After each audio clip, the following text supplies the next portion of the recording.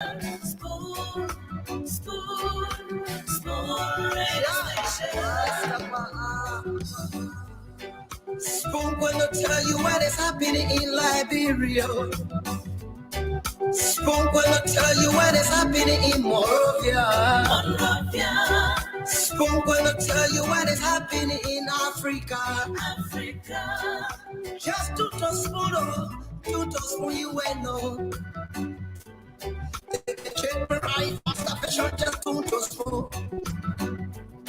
You want to get a news update, my brother, to spoon.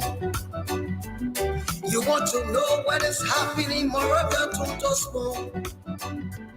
Politicians want to make their decision, just to spoon. You want to know what happening in the ministry, to spoon. Yeah, to spoon. Yeah, to spoon.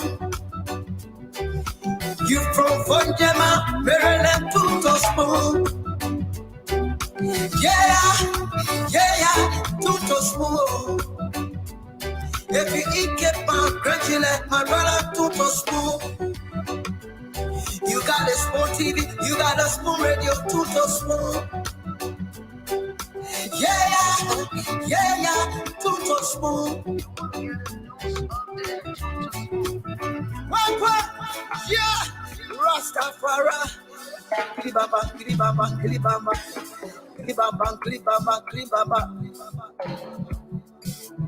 What I want? This one you got today. Spoon TV. This one you got today. Spoon TV. Spoon TV.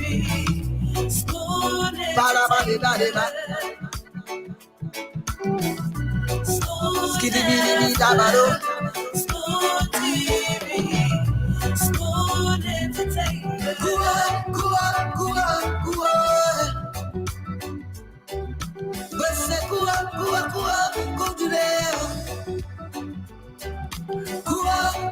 Go to the spoon.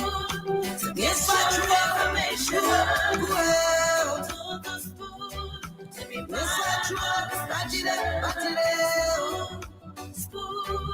spoon. And your boy, Friday the Southern Band. Charges on the beat. Hello there, welcome to the program Spoon Talk. This is the most informative station program. It doesn't matter where you are, fellow Liberians. Most watched program in Liberia. And it pleases me to have all of you. It doesn't matter where you are, who you are. Let me say good morning, good evening, good afternoon to you folks. I'm Byron. And at the Regis, let me say good evening to you, Dr. Richardson. Chairman Byron, how are you doing? Well, I'm okay. Tell God, thank you. And I hope all is well with you as well. Yes, I'm doing very well. I want to join you in welcoming our viewers and listeners to the show. You're right. This is the #1 talk show in Liberia and on social media. So just welcome everybody. Share the show if you haven't done that. But Byron, I'm doing very well. Just ran some errands, took care of my grandson today, did some work, So how's everything with you? Well, it's okay. We can't complain. In the walls of James Goodey Flomo, that God money us. I know. Unquote. I know. How's business? Yeah, the business is okay. We can't complain. Amidst all the difficulties, with your God, thank you for life, for everything. Yeah. Well, I'm gonna make it my business to visit a business the next time I'm in Liberia. So be ready for me. Yeah, I'll put red carpet down for you, and you walk on that majestically. Yes. Yeah, you are admired. You are admired by many Liberian people, our citizens. You are loved. You are respected in our country. And I must say thank you, kudos for all of your hard work. You're a good woman. Thank you. I appreciate those kind words, Byron. I really do. So what's going on in our country? Well, so what is trending right now in the country is that following the, let's say, her arrest uh, and subsequent detention of Justice Gloria Musu Scott, today she was, temporarily released by criminal court C, while a lawyer, filed in a writ of habeas corpus. I hope I'm pronouncing that well, and but it doesn't mean that the case is over, So she's home now. She's with her family, and this is what trending right now on the social media. The Liberian lawyer, and she's currently home. Byron, hold on 1 second here. Okay. Well, so folks, this is where we are. This is your program, Spoon Talk. Yes, that are you back? Yeah, hold on 1 second. Let me just. Well, folks, welcome to the Oh, premiere sorry. program. Sorry. I did see. I think it was Diamond was at the courthouse today.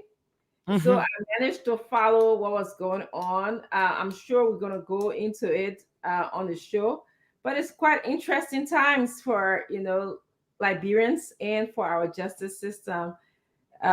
It's all around sad, all over sad for good governance, sad for institutions in our country, sad for the family. It's sad, very sad. Yes.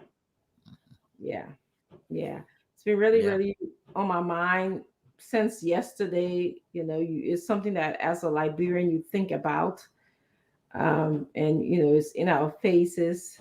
So, well, we'll talk about it more. I'm sure I'm going to get the opinions and the thoughts about the case from the panelists. So that's going to be good. Anything else going on, Byron? So, I mean, whenever I come here, I just love to, announce the trending news in the country. Like I said, that's the biggest news in the country. Mm-hmm. Uh, that's the biggest news in the country. The former Chief Justice Gloria Musu Scott, her case, where she's covering it with her family this morning. She was escorted by, the police, to the court, and many people, political pundits, they are now giving their own views on what they predict, and about her arrest. So that's it. That's the most trending issues. And to also add up to this, I want to get another story here. Her son has also threatened a lawsuit against one of the talk show hosts in Liberia, who works at Freedom FM, on the basis that he has been, allegedly slandering his mom's credibility. So his son has said that he's going to take the guy to court on the basis of that.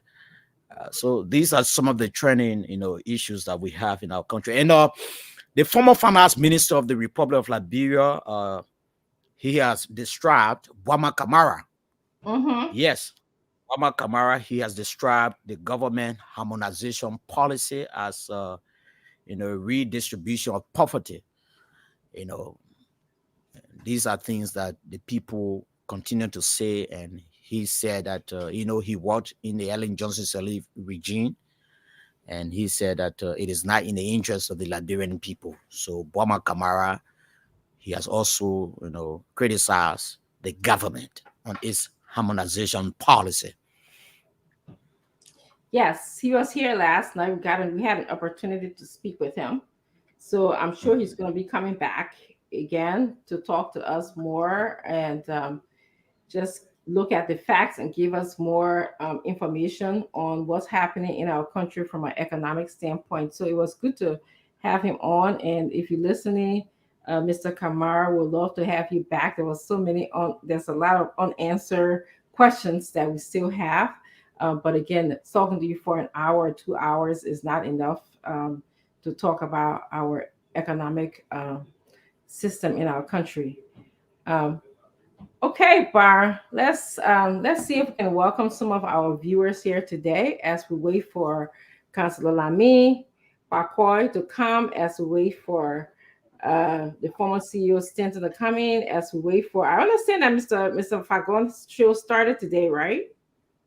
Yes, yes. Uh-huh. So as we wait for Mr. Fagon to come on, I didn't get a chance to listen to it. I'm sure we're bombastic as usual.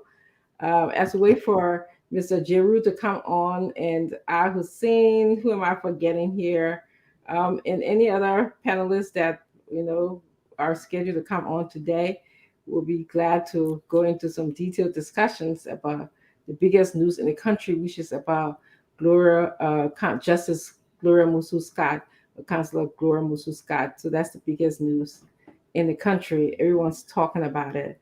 All right, let's welcome some of our viewers here today. I want to welcome Ishmael Amara. Thank you, Ishmael, for joining us.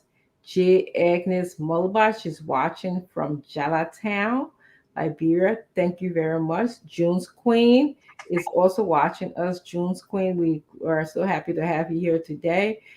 Baker Ramsey also is watching us. Gibra, hold on, let me just stop going so far.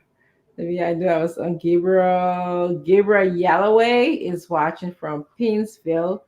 Thank you for joining us. If you're in Painesville, I want to tell you hello and join the show, share the show. Kafuma Dunzo is watching us. Kafuma, how are you doing?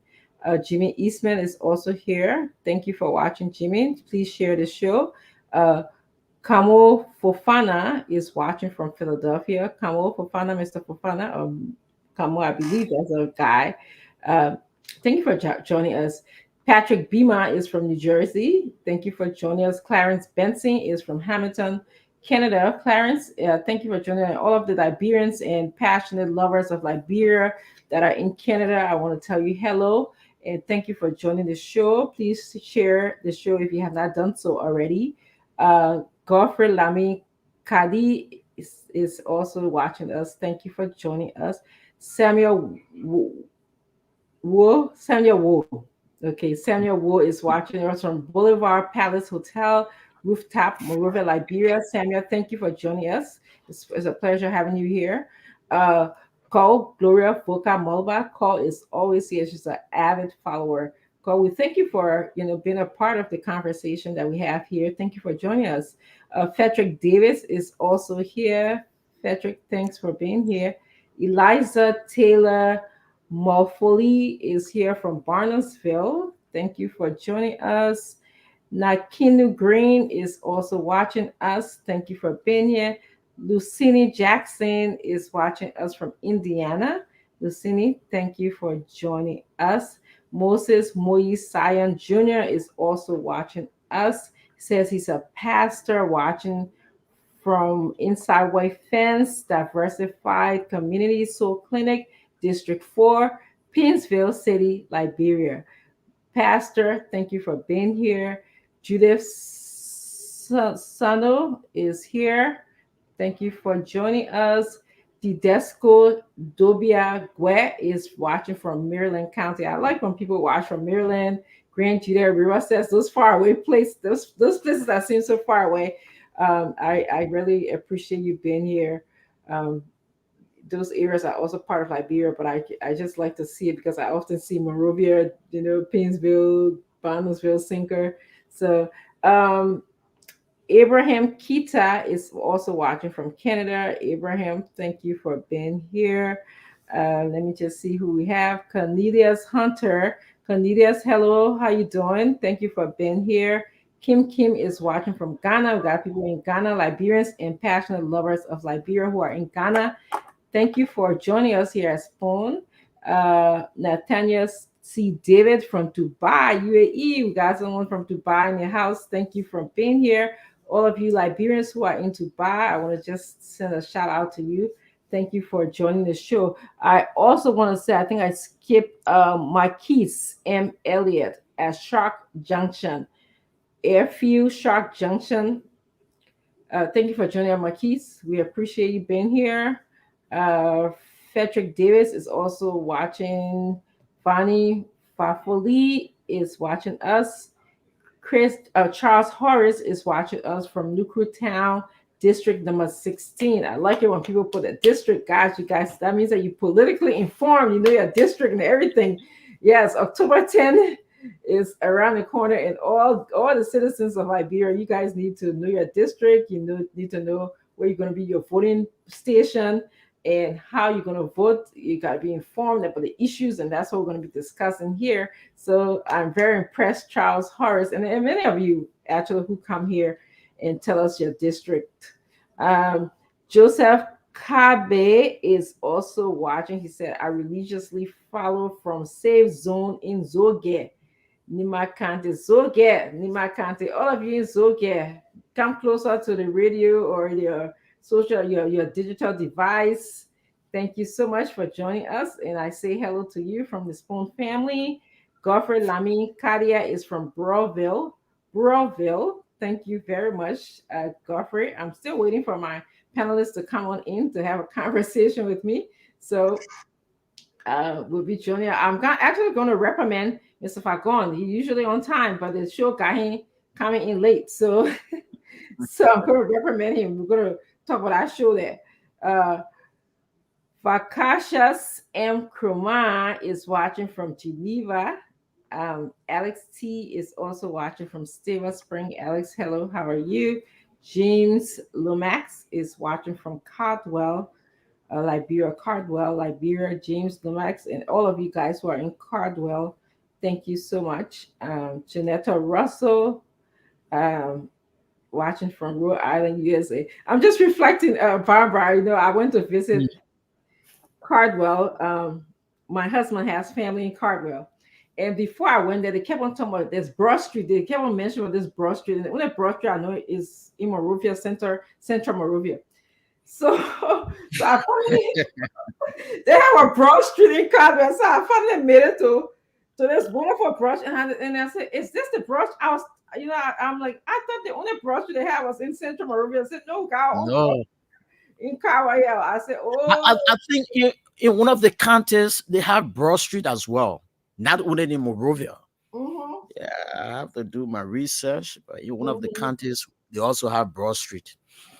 You have Tubman Street. You have Tubman Street in Grand Bassa. Yes, I also know. Yeah, Tubman Street. Well, that was so funny because, like, we have family members who grew up there, and for them, that was their Broad Street. And for me, Broad Street is in Central Monrovia. That's the only Broad Street. I didn't grow up in Monrovia, but that's the only Broad Street I know. So they kept on talking about Broad Street too. When I finally made the visit, it was like, oh, this is some pathway they call street. It's called. Oh, I shouldn't say that pathway, right? The people on Broad Street. Yeah, my husband. Actually, I'm talking to my husband basically. That's how I joke with him. So, but I'm not, talking with Cardwell. Janetta Russell, watching from Providence, Rhode Island. Hi, Janetta. Pearl Campbell is watching. Hello, how are you doing? Ruben Duade Mayon is watching from Concord-town, Monrovia. Ruben, hello. Samuel Cook is watching from Minnesota. Samuel, hello. Amar Mafata is watching from LPRC. Thank you so much. Ernest Johnson is also watching from Lanham, USA. Thank you for joining us. I have another person watching from Dubai. Eden Moore is watching from Dubai. Cash Young is also watching from Ziontown Community ELW Hospital Junction Road. I know exactly where that is. ELW Junction Road. I was just there, I believe, in January. I was there, yeah, around ELW Hospital. I was also born in ELW Hospital. Comfort Dolo is watching us from Montana, Great Falls, USA. Thanks for joining us, Comfort. Finley's son, Grinka, is watching us from Buchanan City. We got Buchanan in the house. Thank you so much, all of those who are in Buchanan. Thank you for joining us. Carl Logan is watching from West Africa. Okay, that's different. Carl, thank you for joining us. Say Denchen, I believe, is watching from Minnesota, USA. I hope I say your last name correctly. Denchen, I think.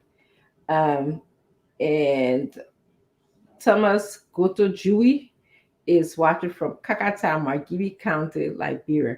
All right, so we're gonna just welcome all of you to the show. Participate in the comment section. We appreciate your thoughts and your comments.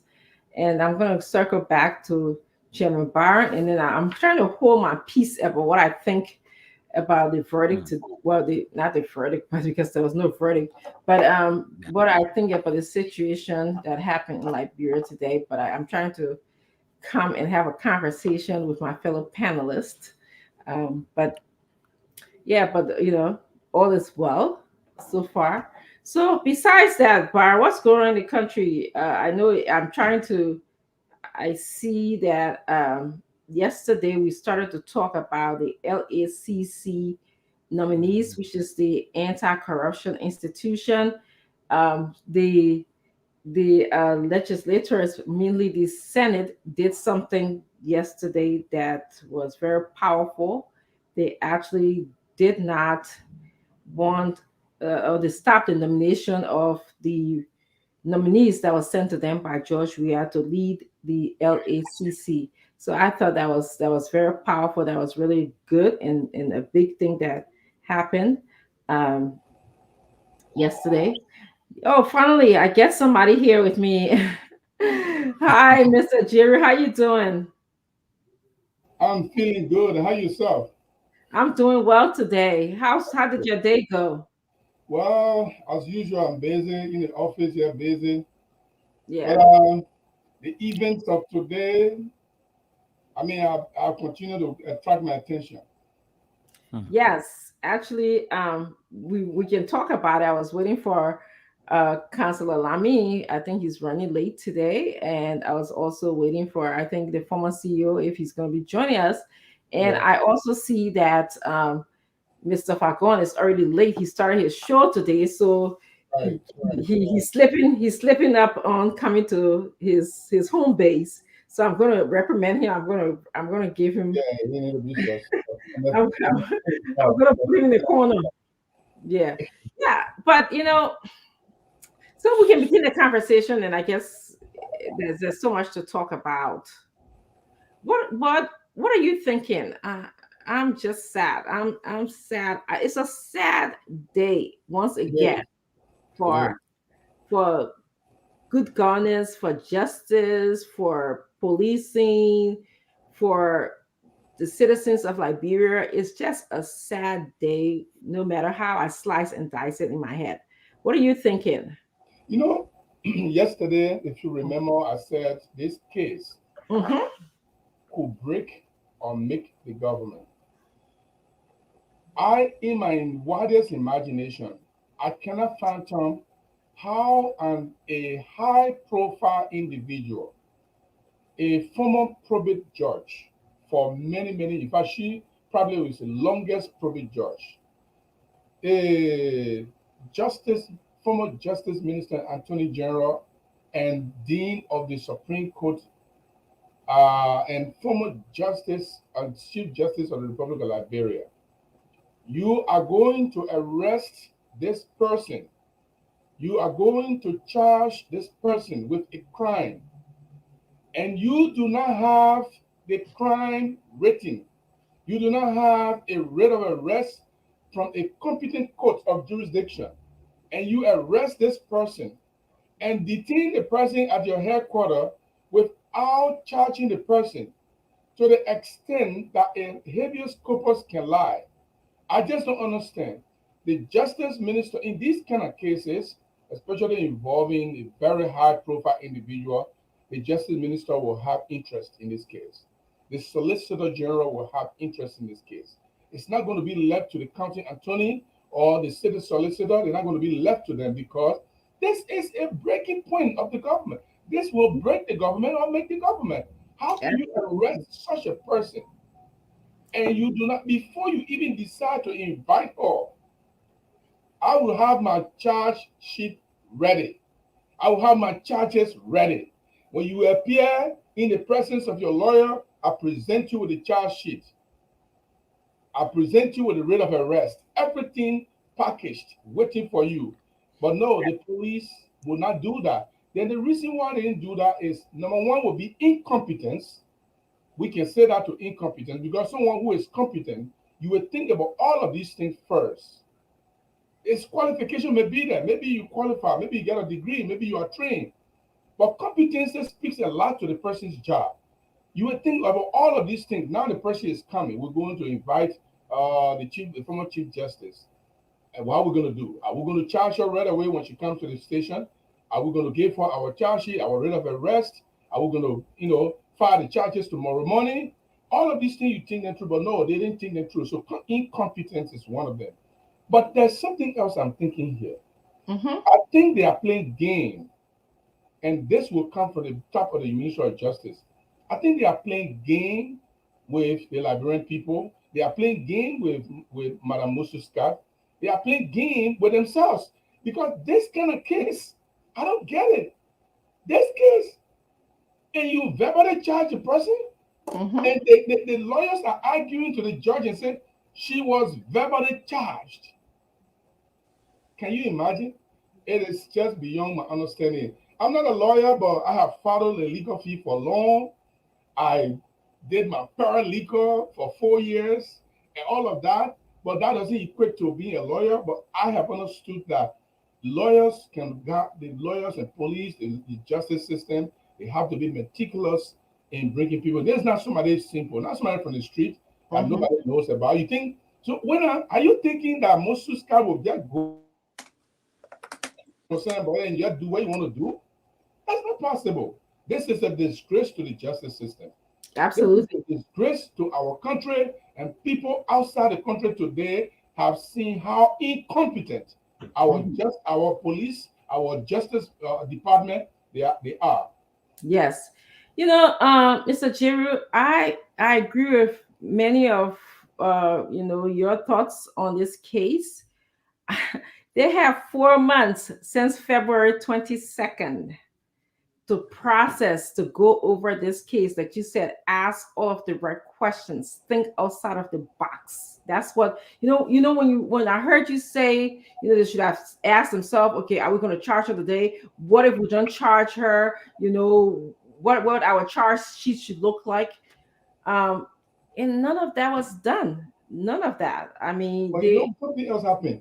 If you observe, they arranged an elaborate press conference.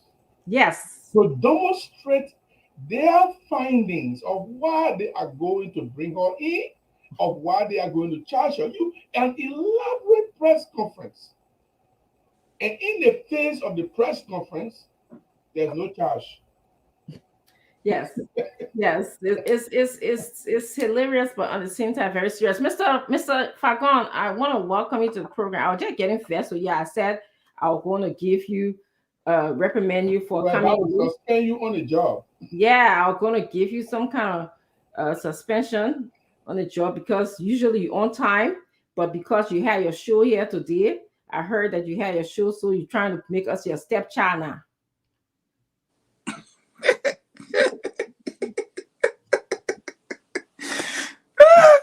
This one making me laugh. I have a friend, I found this show that Gibson. Yeah, Gibson friendly because you refuse to show up on time. Gibson knee in the back of the world. In the back of the world we live in, Gibson knee. No, what's his name? We call Gibson Scorpion. Oh.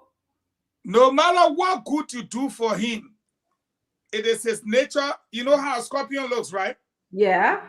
The strike, yeah. The poison is in the back of the tail. And if it's happy, it bring the tail like this. And it will still hit you. If it's sad, it still bring the tail like this. It is its nature. Hey. Gibson, why are you taking to be your friend? He will soon strike you. Because it is his nature. It's not because he need to do it. He just got to strike somebody before the day end. So that should tell you they should be here on time. But fortunately, I don't strike women because I like women business. So there we go. You see, so that only you the strike will go to that. I mean, please don't make a mistake. During his journalistic profession, he struck over 8 women, including Ellen Johnson Sally, Frances Johnson Morris. He drinking Martin Dew now. I get all the men profile. Now the young Gibson, maybe the new and improved window that a new beer Gibson change now. 2.5 Gibson. No matter how old a scorpion is, it is its nature to sting. Man, a scorpion, you will sting. Nothing can stop it. But anyways, yes. Thank you. I did my show today. People say, how you a manager? I say, you ain't even know. When God ready for you to deliver a nation, he will give you strength. I had my show today. It was very interesting. It was well received by the Liberian people. Our missed calls on WhatsApp when we opened the call lines, 10 minutes for the show to end. We opened the call lines. Our missed calls on WhatsApp were over 370 something. What? Yes. We're not talking about the regular lines alone. What? We had a topping of about 4,300 and something. The Liberian people love the facts that we're able to present. And your number one partner, the hijacker, came to hijack the show. The people had to tell me he hijacked you. You know something? I can't wait for you to come because I was out for a second today and somebody called me because I was busy, so I didn't see the show. They said, Central hijacking the show. Fucking show. The hijacker came to hijack. They put it behind him. But again, it was all fun. We enjoyed it. He was on. I mean, absolutely. Him and I, we did a great production. The people enjoyed it. Then they put say, you must be bringing Stanton here. I said, then I Stanton show. I ain't go with this one. Stanton show that I want y'all see me on where he can be hijacking Dr. Francine. I'm a show. That's true. He can hijack you too. But I met you in the middle of a conversation and there he is. No. You can't spell my name and you say I met you in the middle of conversation. You can't do that. Who met you in what middle of conversation? You just said I met you in the middle of no. You begged me to come on your show to increase your ratings and to introduce. Yeah. So let's say you begged me. My man, I got text message of proof. Oh.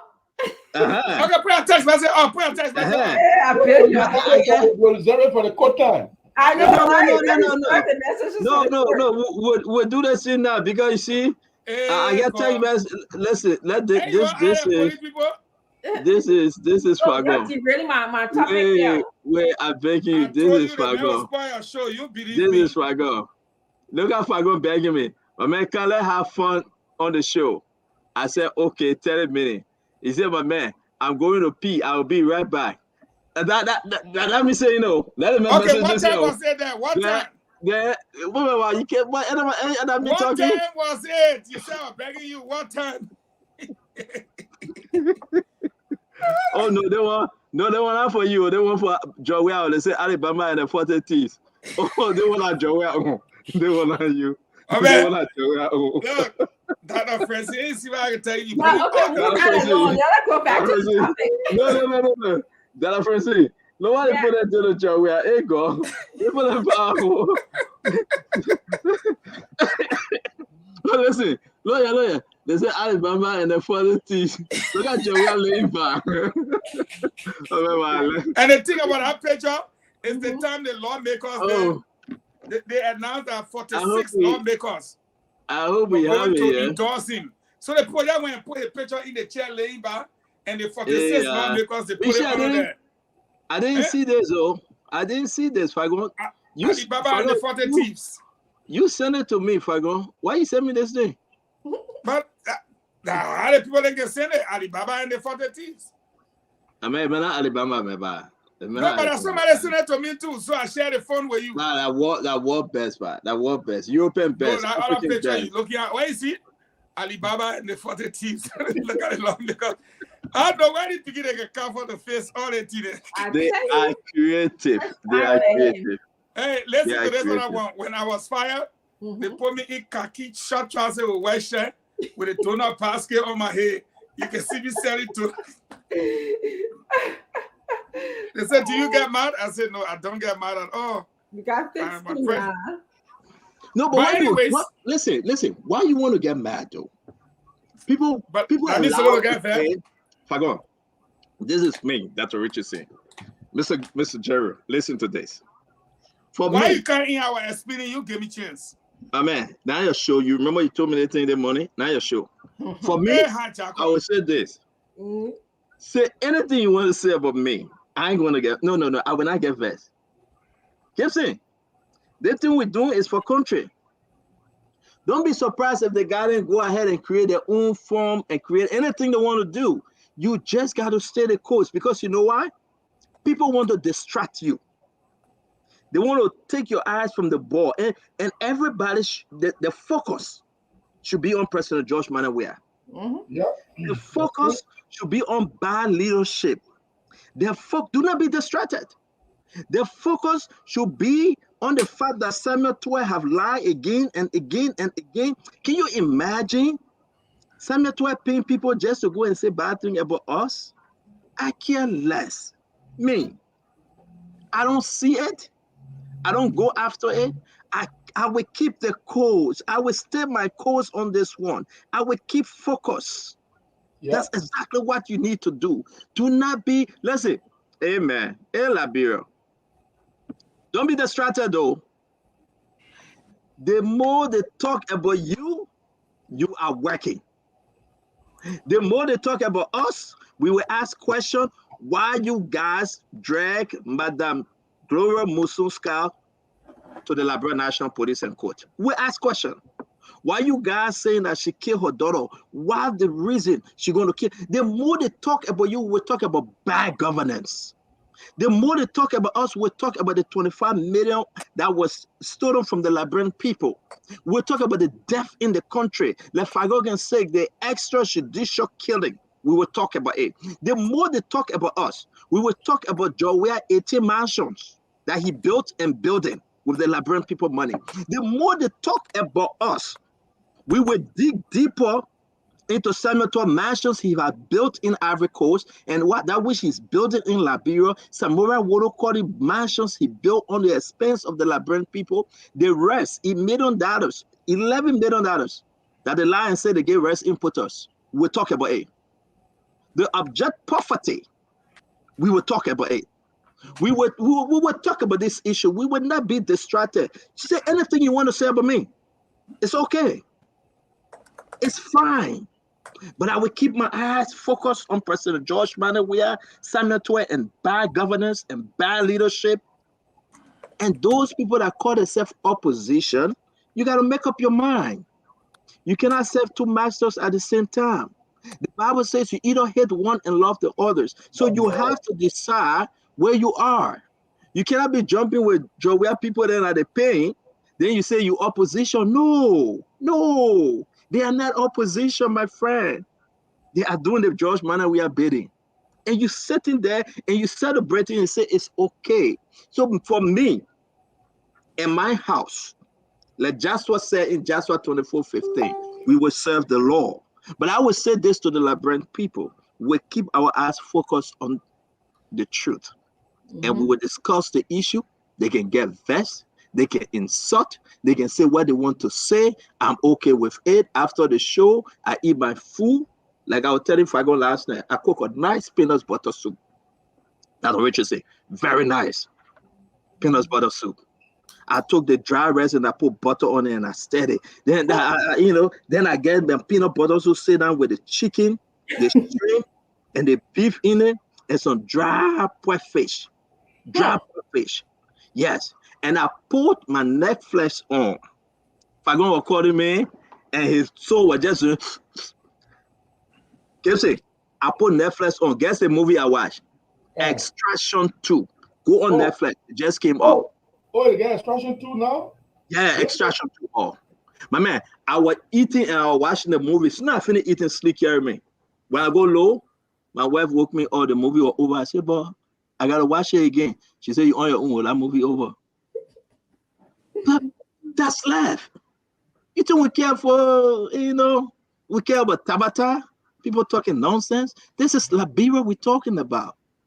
And I'm not here to hijack the show, but Fagon pissed me off. After he begged me this morning to come and help him, I was sleeping. He said, "My man, hurry up." Then he sent me Alabama in the 40th.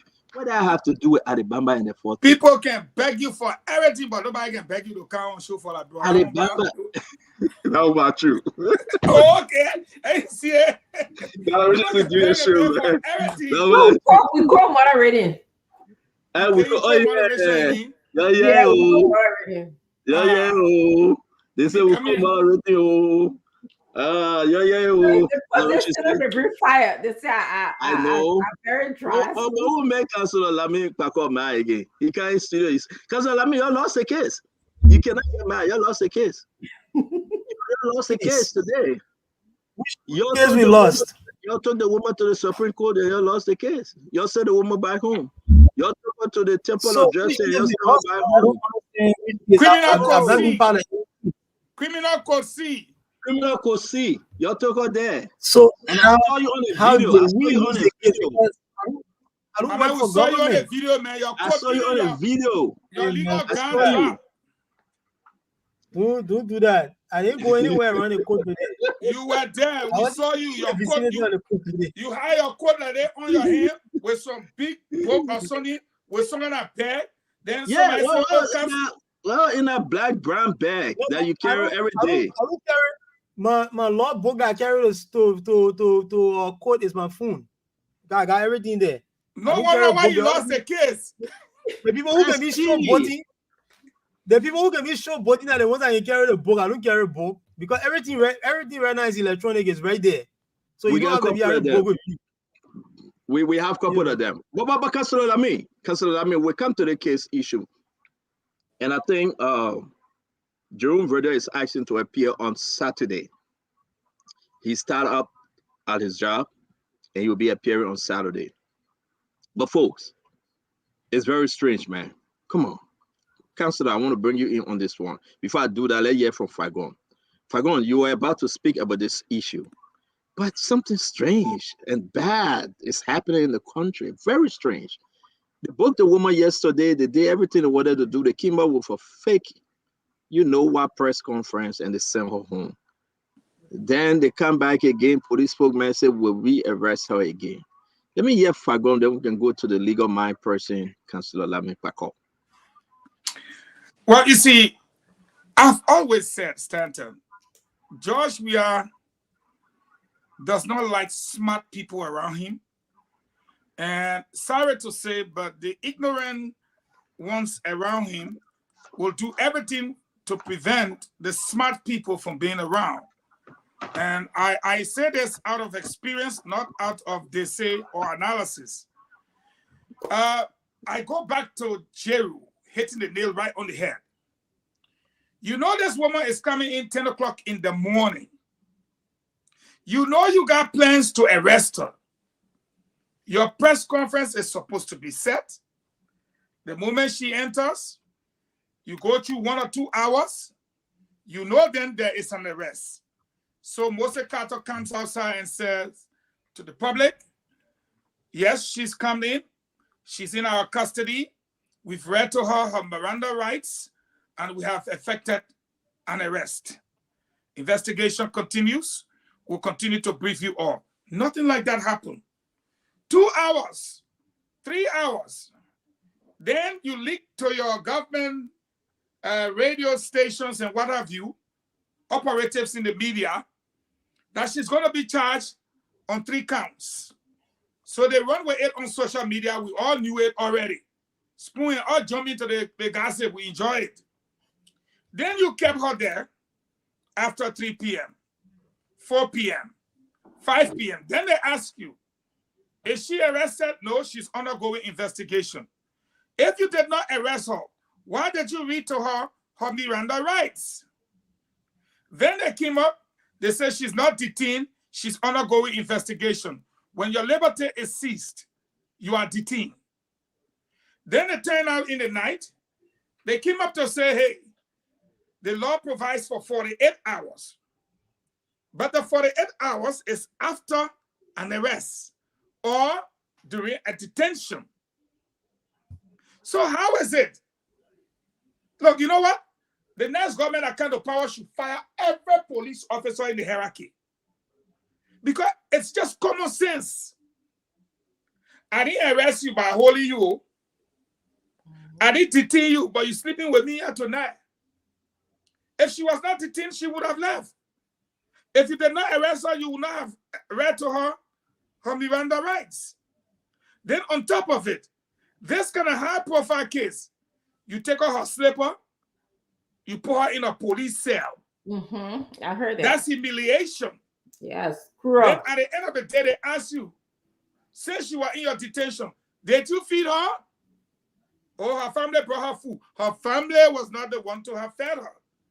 She was in your custody and your detention. So then, a writ of habeas corpus is served. And guess what? Just like Article 21G says, and I'm saying it again, it's right here, it's so short, very short, just 2 sentences. Article 21G, the right to the writ of habeas corpus being essential to the protection of human rights shall be guaranteed at all times, and any person arrested or detained, the 2 key words there again, arrested or detained and not presented to court within the period specified may in consequence exercise that right. From February 22nd, you have been going to the woman, investigating her. It's constructive detention. When I have to sit down and talk to Mela Lamik Pagor, when I ask you one question, 3 different ways, it's a form of detention. I should be going about my business. It's a form of arrest. 5 months now, you have called her into that particular police station. You have her there the whole day. We saw it. She came outside. Valley tell her then came outside too. So what do you want to do? At the end of the day, this is the premise on which the court laid. And that was Article 21F. When the court followed Article 21F, that states that every person arrested and detained, the 2 words again, shall be formally charged. And Gibson, causing and working to the police station, they say they charge the woman verbally. What kind of English is that? Shall be formally, look at the word, formally charged and presented before a court of competent jurisdiction within 48 hours. Should the court determine the existence of prima facie case against the accused, it shall issue a formal writ of arrest setting out the charge or charges and shall provide for a speedy trial. They went before the court now. The court said, what a prima facie, what a probable cause. What did y'all get? I will speak like English. They not get nothing. Fusa. F-O-K. They not get. The court said, damn, man. When you born with your mouth open, you started crying. Immediately, you came on earth. You started talking. When you born, you are hijacking. So let me on this 30 seconds note. So then the court said, 2 minutes, Gibson. 2 minutes, the man got man after 10 minutes. Now 10 minutes. That the one that made me laugh in the whole case. The court asked the government, Lamik Pagor them with a gun in the hand. The court asked them, what is your get? They said, no, we charge the woman verbally. The court said, be that one. You're detaining the woman. Why you get? Nah, she's before court. Why you get? My sister, Fusa, they never had. The woman, they said, madam, go. So now, when I come back, me and Lamik Pagor will go back and forth on the issue of due process. When you come back, let's bring in Lamik. That's what Rich is saying. Lamik, give us your overview of this whole thing, because you are considered at law. So talk to us, please. So the facts of this case that are known to the public are the same facts that I know. I do not work for the government. So I don't know the details here. I don't work for the government. My man, allow her to throw something on you small now. but why you want me to work? Why you want to expose me to danger from other people? Oh, no, you're right. You're right. Don't do that. They probably be thinking that don't do that. Yeah. So I don't want to the government. My brother, the government probably knows something. The government probably knows something that the rest of us do not know. And if they know that thing, then they probably have a case. But from all the facts that are currently available, I don't think they have a case. I don't think so. But maybe they know something that the rest of us do not know. Okay. So let me just address a few things that were said. This misconception that the police have the right to hold people for 48 hours is a big lie. The police do not have the right to hold people for 48 hours just for the sake of holding them. The Constitution says the person should be charged within 48 hours. So I told somebody today that you've been investigating the matter for 3 months, right? It's a felony you want to charge the person with. There's absolutely no reason for that spectacle that happened yesterday. There was no reason for that spectacle. They had sufficient time to take the evidence, present it to a grand jury, and for the grand jury to return a true bill or a break bill of ignoramus. They had enough time to do that. If they had done that through the grand jury system, they would have, what they would have been doing yesterday was to call Councillor Scott in if they really thought they had a case against her, present her before a court, read the charges, the indictment to her, she would plead, and then from there the court would decide whether she gets bail or not. Because even though it's murder, the law says if the evidence, if the presumption is not great, if the evidence is not strong, the person can have the right to preliminary examination where bail can be determined. So you push it to the court. You don't make it a police spectacle. And I think that was one of the major errors that they made. I mean, what's the use of having, you have a whole lot of people deployed all over the They had a police press conference today, didn't they? There was really no need for that. Absolutely no need to decide to just hold overnight, and then you have people do habeas corpus. Habeas corpus is not the right way to settle that matter. The right way to settle that matter was for the people not to proceed the way they proceeded. If you want to indict her, go to the grand jury. The grand jury, you present your evidence. If the grand jury thinks that the evidence is strong enough to make a case, they will give you a bit of a true bill. They'll give you what they call true bill, meaning that they will approve the indictment. If they think that the evidence is not strong enough to make a case, they will return a bill of ignoramus, meaning that you cannot proceed. And in the U.S., when the U.S. government decided to, when the special counsel decided to charge Mr. Trump, they didn't just grab him, put him in jail, and then before charging him, they prepared the indictment, got the indictment, a true bill, and then they charge him. That's what you do. And that should be the situation for everybody. This is some of the reasons why we have people, people just grab people, throw them in jail. Sometimes, Councillor, let me ask you a question. Councillor, yeah. Let's do this for the sake of Liberians out there. You work in the system. Whether you work for the government or you work as a private lawyer, you work in the system. So let's just ask you this question.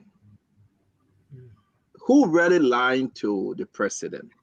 Because this is election season. The over $100 million drugs case, there is nothing concrete from the justice minister. As of now, we know he's not in the country. Who actually advising the president legally? Can we go to Archibald Bernard? Is that his name? Or who is there if it is not Justice Minister Musa Dean? Who told the president that we are going for? Because it's a high-profile case now. You are talking about a former Chief Justice now. Well, let me finish. No. Yeah. Fagon, let me go. No, Councillor. This is a backdrop of how the people see the president. And you understand what I'm saying? This is the government. And the president is the chief executive. Everything we learn at the president's feet. So you cannot say we cannot involve the president, though. When the $100 million drugs case came out and it's exonerated those folks, people blame the president and the government. And now you went after former Chief Justice, former Justice Minister, former Senator, former NEC boss. and you drag her to the Liberia National Police, drag her to court, you think who they're going to blame, Counselor? Who, I mean, in your own way as a counselor, who does he listen to legally? Is he approving these things? Is he saying, okay, you guys can go ahead, you're arrested woman? So I want you to just talk to Liberians from that endpoint. If it's disturbing in the election season, though. No, in a properly run society, the justice system should be shielded from the political actors. The justice should never be an issue of political decision. Never. I mean, if somebody is a prosecutor and that person has to make his decisions because he has to satisfy some kind of political whim, then that person is not deserving to be in that position. We should never tolerate it. To even continents that somebody will go to Mr. Weir and say, let's charge another person with a crime. I mean, that person, him or herself, should be the fit and proper subject for prosecution for misusing public office.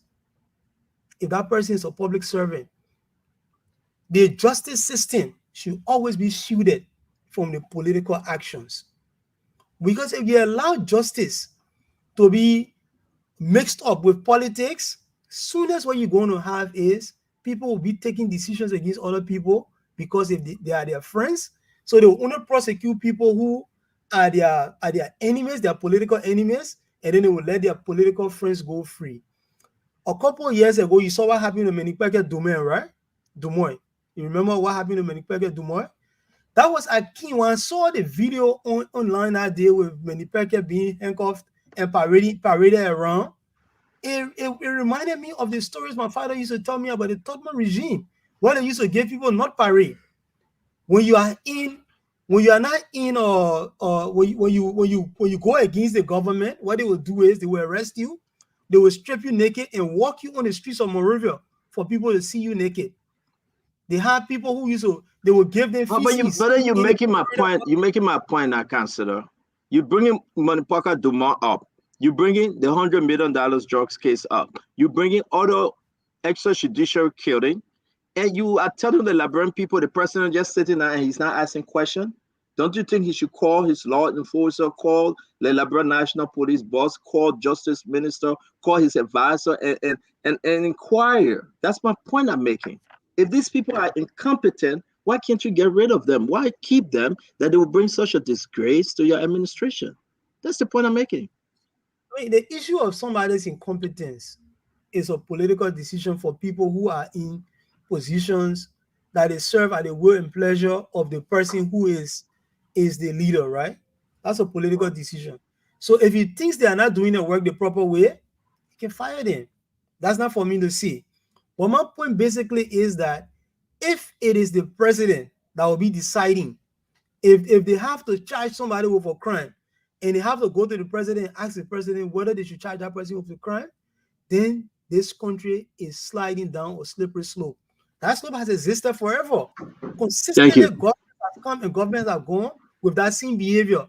We saw, let me just close on the point. We saw in during the Salim regime, they decided to prosecute some people from Grand Jide. They said for mercenarism or stuff like that. They had absolutely no evidence to convict those people. Councillor Gomez was the Solicitor General at the time. He decided that he would not participate in that case because he didn't think that the government had any case. So it's the same thing with these prosecutors today.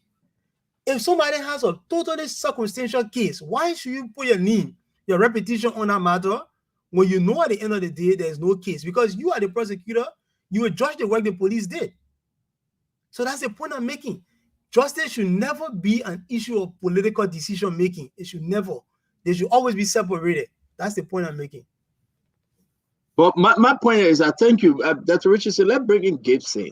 I understand you saying that we shouldn't separate it, but it's kind of so, with our own group, our people in Liberia, Mr. Jerry, it's confusing. The people will sit there and say, this in a job manner we are doing it. You understand what I'm saying?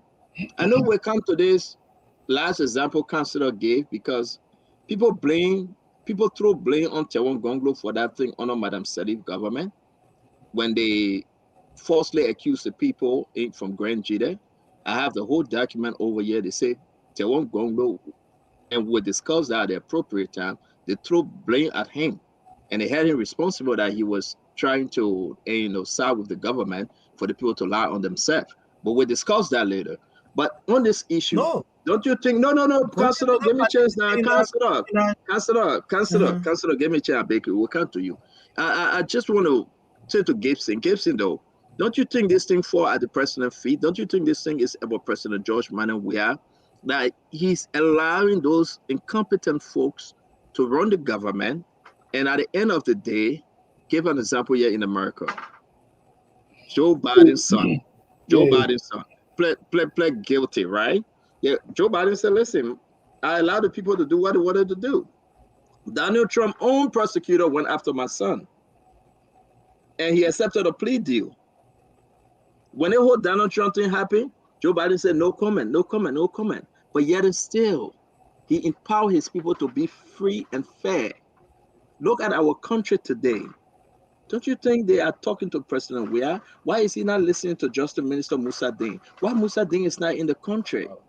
Yeah. Why Musa Ding is not in the country? Why Musa Ding saying that, listen, I advise you guys don't listen, and my hands are clean, and you'll disgrace yourself.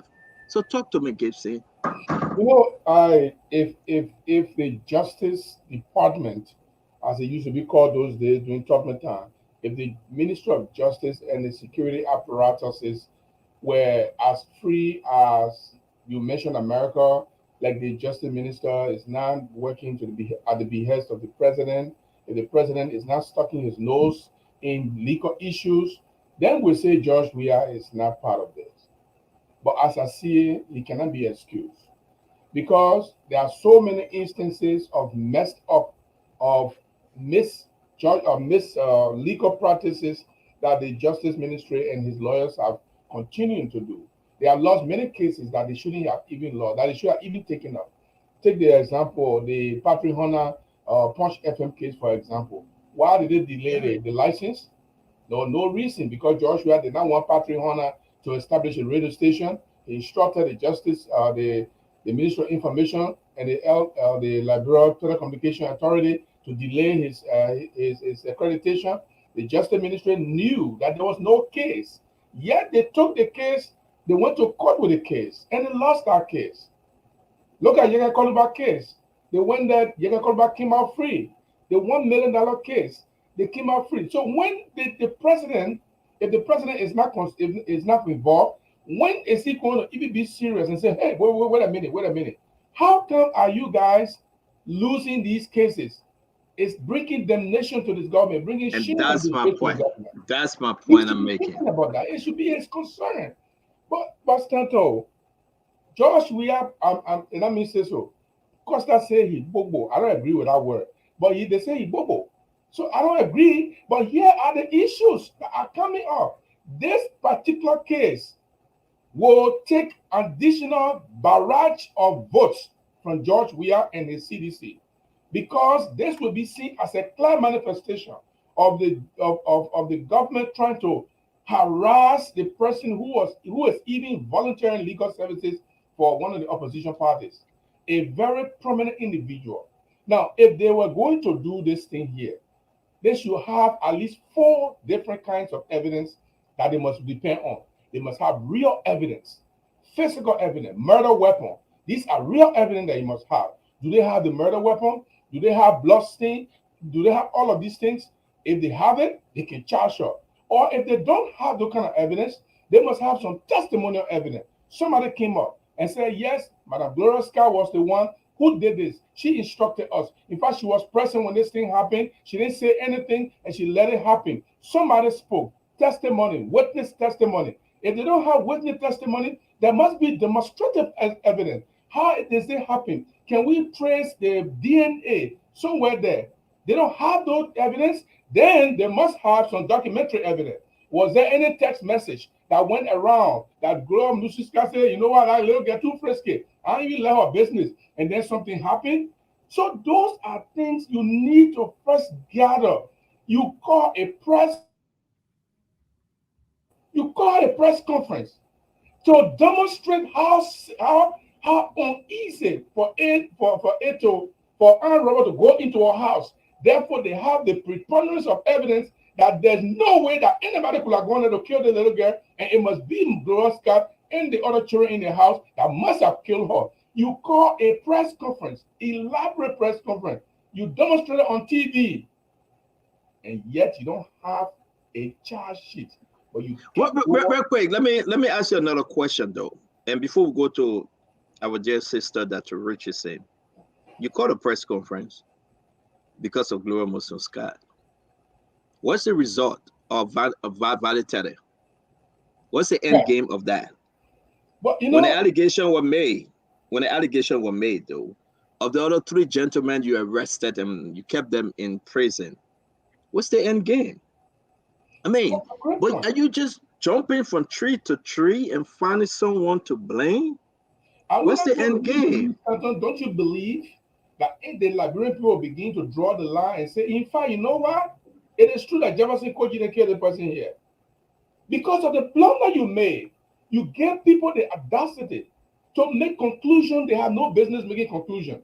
They'll say, oh, they told Valley Taylor the other day, they released them. Then they go carry Mususka now, the court says she must go home. They even charge us. That verbal charge, they charge her. Are you trying to harass her? Is there an intimidation in those days? If this was going to happen during Samuel Doe time, I will tell you guys, Lord German, this is business as usual. Because a military man didn't know the rule of law. He came in as a military man, he killed people and became head of state and then became president. So he didn't regard people in terms of rule of law. I agree with that. But in this age and time, a certain elected government with a lot of buffoons sitting down, arresting a high-profile individual, and then verbal charges. Thank you. Dr. Richardson, what's the essence of you going after her if you release her the next day? What's the important?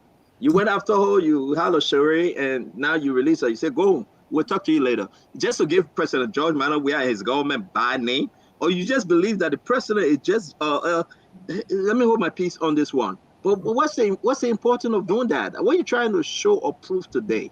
But you know what they could do? They could embarrass the prosecution. No, we'll come back. Hold on 1 minute. Let's get to Dr. Richardson. Dr. Richardson, go ahead, man. If I was George Weah today, I would be mad. I would be pissed. Okay. I would be calling in Musa Dean, wherever he is, back to Liberia. I will be calling in all of the people, the lawyers who are representing the government in my office. They are going to present a strategy to me as to how they can win this case or what were they doing today. Okay. But it appears that, this is not happening. He's not in the cause of the people, as the PRC government used to say, to win cases in Liberia. This would have been a breaking case, a win or lose case for our government, for the people of Liberia after losing the drug case. And I mean, justice didn't prevail today at all. So what it tells me is that either people are thinking in a complacent way, because when you have people who just getting free money, they're not doing their job. They just, took over from somebody. They don't know their job. They're very complacent. The fact that citizens are in danger, citizens are afraid. This is somebody's life. This is Gloria Musso Scott's life at hand here. They don't care.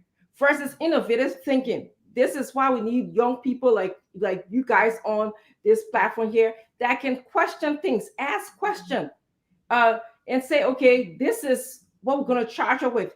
Do we have all the evidence? Like Mr. Jerry said, they brought in a big news press conference today, and I was watching that. They were saying, oh, you see this window here? You can't get over this window. They got bars to it. You see this door here? You can't get into this door. This door got a metal bars to it. Is that the only way an intruder can get into somebody's home in Liberia? I mean, what if the intruder came to the home through somebody working in the yard? What if they came in the home through the ceiling? Did they do fingerprinting? Do they have the mechanism to do fingerprinting? So, it was just a shame today. And I heard the government, something that stood up to me when the government lawyer said today, if Gloria Musso Scott was somebody else, she would have remained in prison. What kind of justice is that? This was coming from the government lawyer. suggesting to us that, you know, if you're a poor person and, you know, you didn't have any clout in Liberia, you would be in jail forever, which is wrong. It's just very wrong. But he said that just because she's the former justice minister, former justice, then she was let go, which is not the fact at all. The fact is that they didn't have the evidence, they didn't have the charge sheet, they kept her, which would amount to cruel and unusual punishment. So, I mean, I would be pissed. If I was Musa Din, I'll be mad. If I was George, I'll be mad. So that's what my thoughts are about the case. Fagon, it's important, and I know you had a whole thing this afternoon. You called Council over there, but something strange is happening though. And I told you on your show today that I feel sorry for the president, and you said, "But still, know why?" Two things happen here, guys, and we just want Liberians to listen. The president, like Jeru said, no better. You guys are making me shame. That's election season. You guys will allow the Liberian people to vote against us, but this nonsense. But the question I want to ask you, Fago, must somebody tying their hands and their feet and say, go after Gloria Musunska? What's the importance of going after her today? What were they trying to prove, Fagon? That yes, it is not valid, Tada. The allegation is game valid, is false. That yes, it's not the government. What really they were trying to prove, knowing that at the end of this thing, you will let a woman go home. Can somebody get in the minds of Liberian tonight? In everything, you spoke to this woman over 5 times. You drag her to the Liberian National Police. Now you have taken her to court to prove what? And you say she killed her daughter. But at the end of the day, you send her home. Hey, man, if I'm going to help us understand, man, help us, please. Well, first, we must establish it was not the government that sent her home. It was the court. Second, if you ask me, what were they trying to prove? The government was trying to prove that the killer was not Jefferson Koji nor Valley Teller. And you say, what informs your opinion? Because it is clearly my opinion. It's because from the press conference, the people who did the investigation, not the people who were out there to defend against the writ of habeas corpus or to prosecute the case, the investigators themselves inform my opinion. The investigators stood up in front of the board, giving a 3D dimension of the case, went ahead and showed how the whole place is well protected, and then opened his mouth and said, there is no way an intruder could have gotten into the building because the house is well protected. But then came out to say the 3 individuals left the building with the help of the security guard who broke a steel window bar using a cutlass. A cutlass. Not even big pipe, mortar pencil, but cutlass. You can bend iron steel bar with cutlass. However, if the 3 occupants, as he said, left the house using the window, what makes him think by his statement that the armed robber, the perpetrator, the evil one, could not have entered using the same means? Why would he think that way? But that was what he said. There is no way a person could have entered by way of an intervention. The second thing that makes me know that they're trying to protect Valley Teller and Jefferson Koji is because they mentioned their names in relations to Vardio. Third, what makes me think the scene is that as soon as he ended, the chief investigator of the Republic rushed to the board and said, mind you, the house was never breached. They had the keys to the house. None of the places were broken into. And the owner used that place to come out. Well, why would someone who commits murder not use the back door or the front door, but would rather use a cutlass to cut steel? Last but not the least, they made it circumstantial. Everything they said, they stopped short of saying the murder was confessed to, or somebody said something about the murder. Everything they said in their press conference was based on their own analysis, as opposed to the facts that this happened, this person said it happened, this person was a witness. He kept referring to them, but again, he said there were 3 securitys in the yard, one of which was the relative, and it was the one who opened the door. As to where the other 2 were, nobody knew. Now, if you ask me that, I'm going to tell you they sought to do that. And like Pago said, now you caught the woman today, you arrested the woman, they ask for habeas corpus, you go before a court. And Article 21G is very specific. So now the court said, okay, the woman is right here. Once you provide us with the prima facie, that area, then we, the court, will issue the writ of arrest and the appropriate charges. Bring your issue now. You got nothing. You had nothing. There was nothing you could produce to hold her. And because of what Article 21G says, Stanton, when it talks about the right to the writ of habeas corpus, and I'm quoting, being essential to the protection of human rights, it means you have violated her rights. So Lami said, based on what we know in the public so far, I don't think they have a case. Because there is something, when I did prejudicial law in college, it told me specifically that you have to follow due process every step of the way. So if you did not follow due process, a lawyer like Lami Pago will pounce on it. And if the purpose of this writ is essential, as the Constitution says, for the protection of human rights, the court protected her human rights today. And they set her free, meaning you violated it. Especially when they provided, and I submit on this note, in court, that she was humiliated, she was tortured, she was illegally detained, and illegally arrested. All that thing the court considered.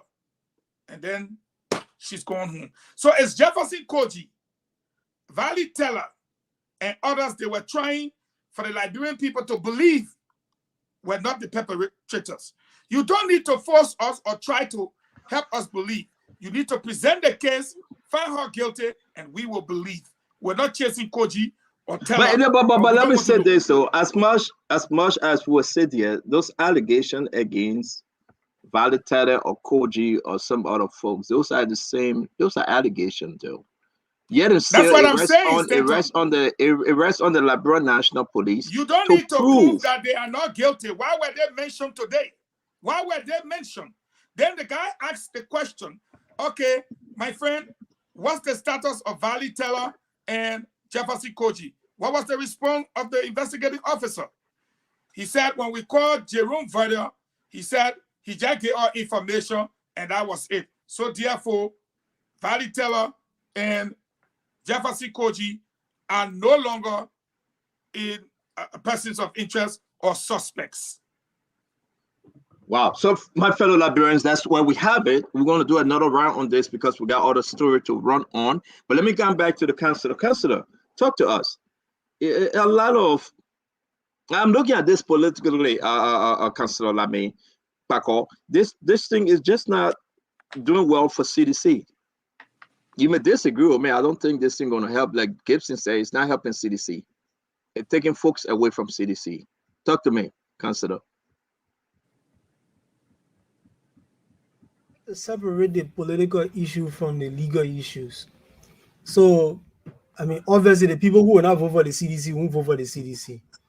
And, I mean, people should not vote for the CDC because they've not done anything to improve the justice system, which is a fundamental issue.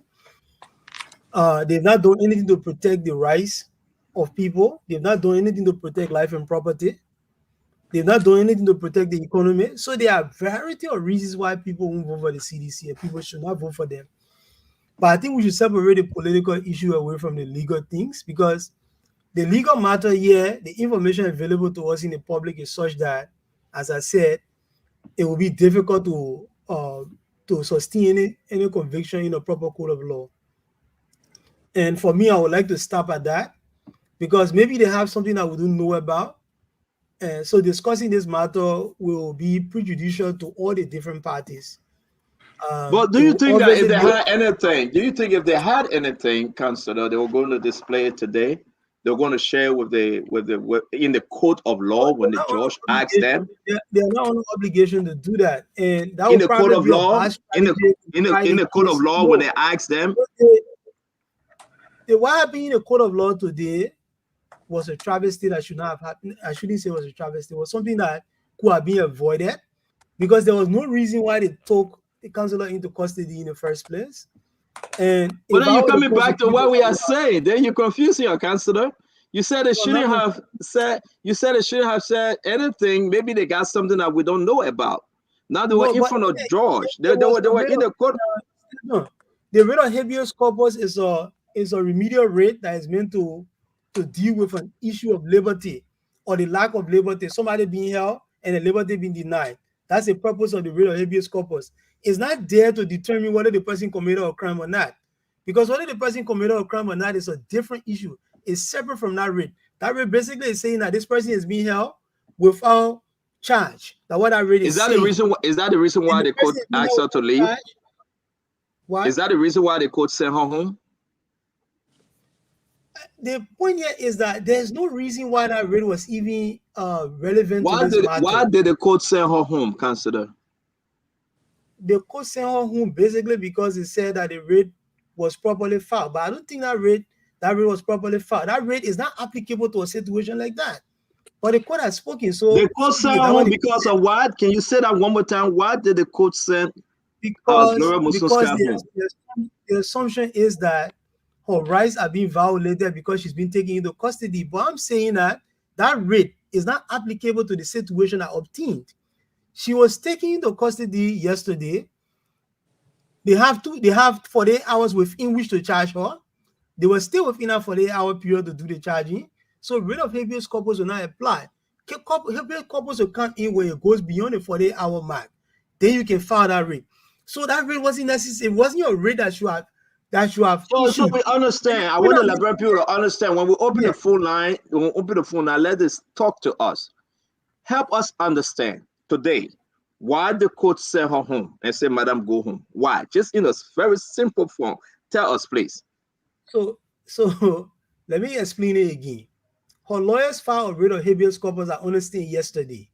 Habeas corpus has a particular purpose, and the purpose is to release somebody from illegal detention. That's the purpose of the writ. Okay. But if you look at the fact that these people... Can you help me? And I'm going to jam you. Sorry that I will interrupt you. Who filed the writ of habeas corpus? Her lawyer or the state? Obviously, it got to be her lawyers. It can be the state. The state won't be filing habeas corpus against itself. So her lawyer filed. So her lawyer filed that.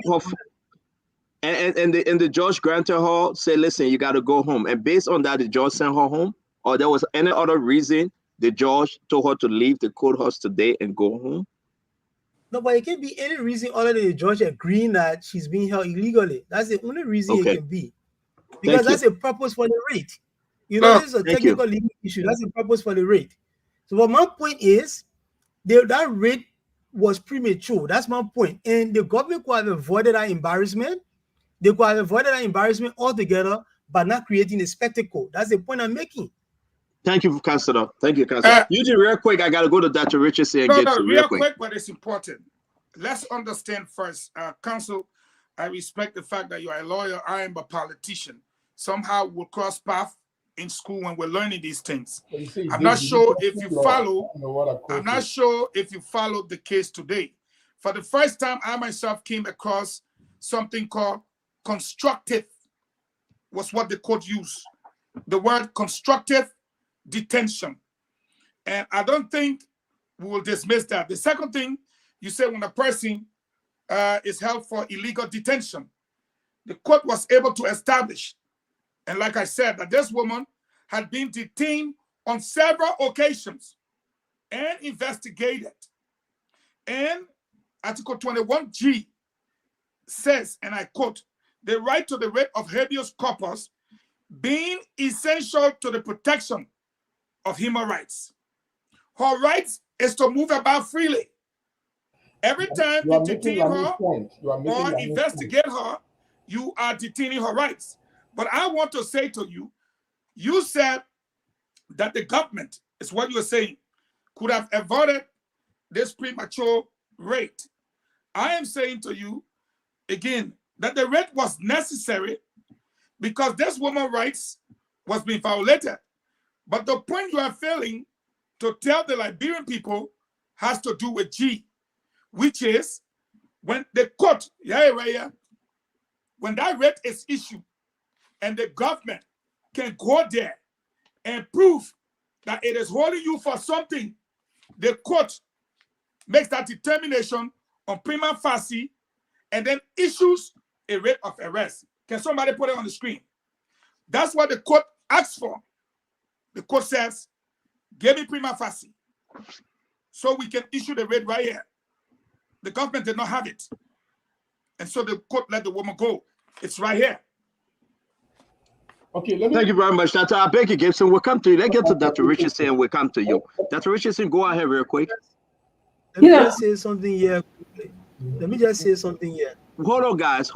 Let's do this evenly, please. I beg you. Counselor,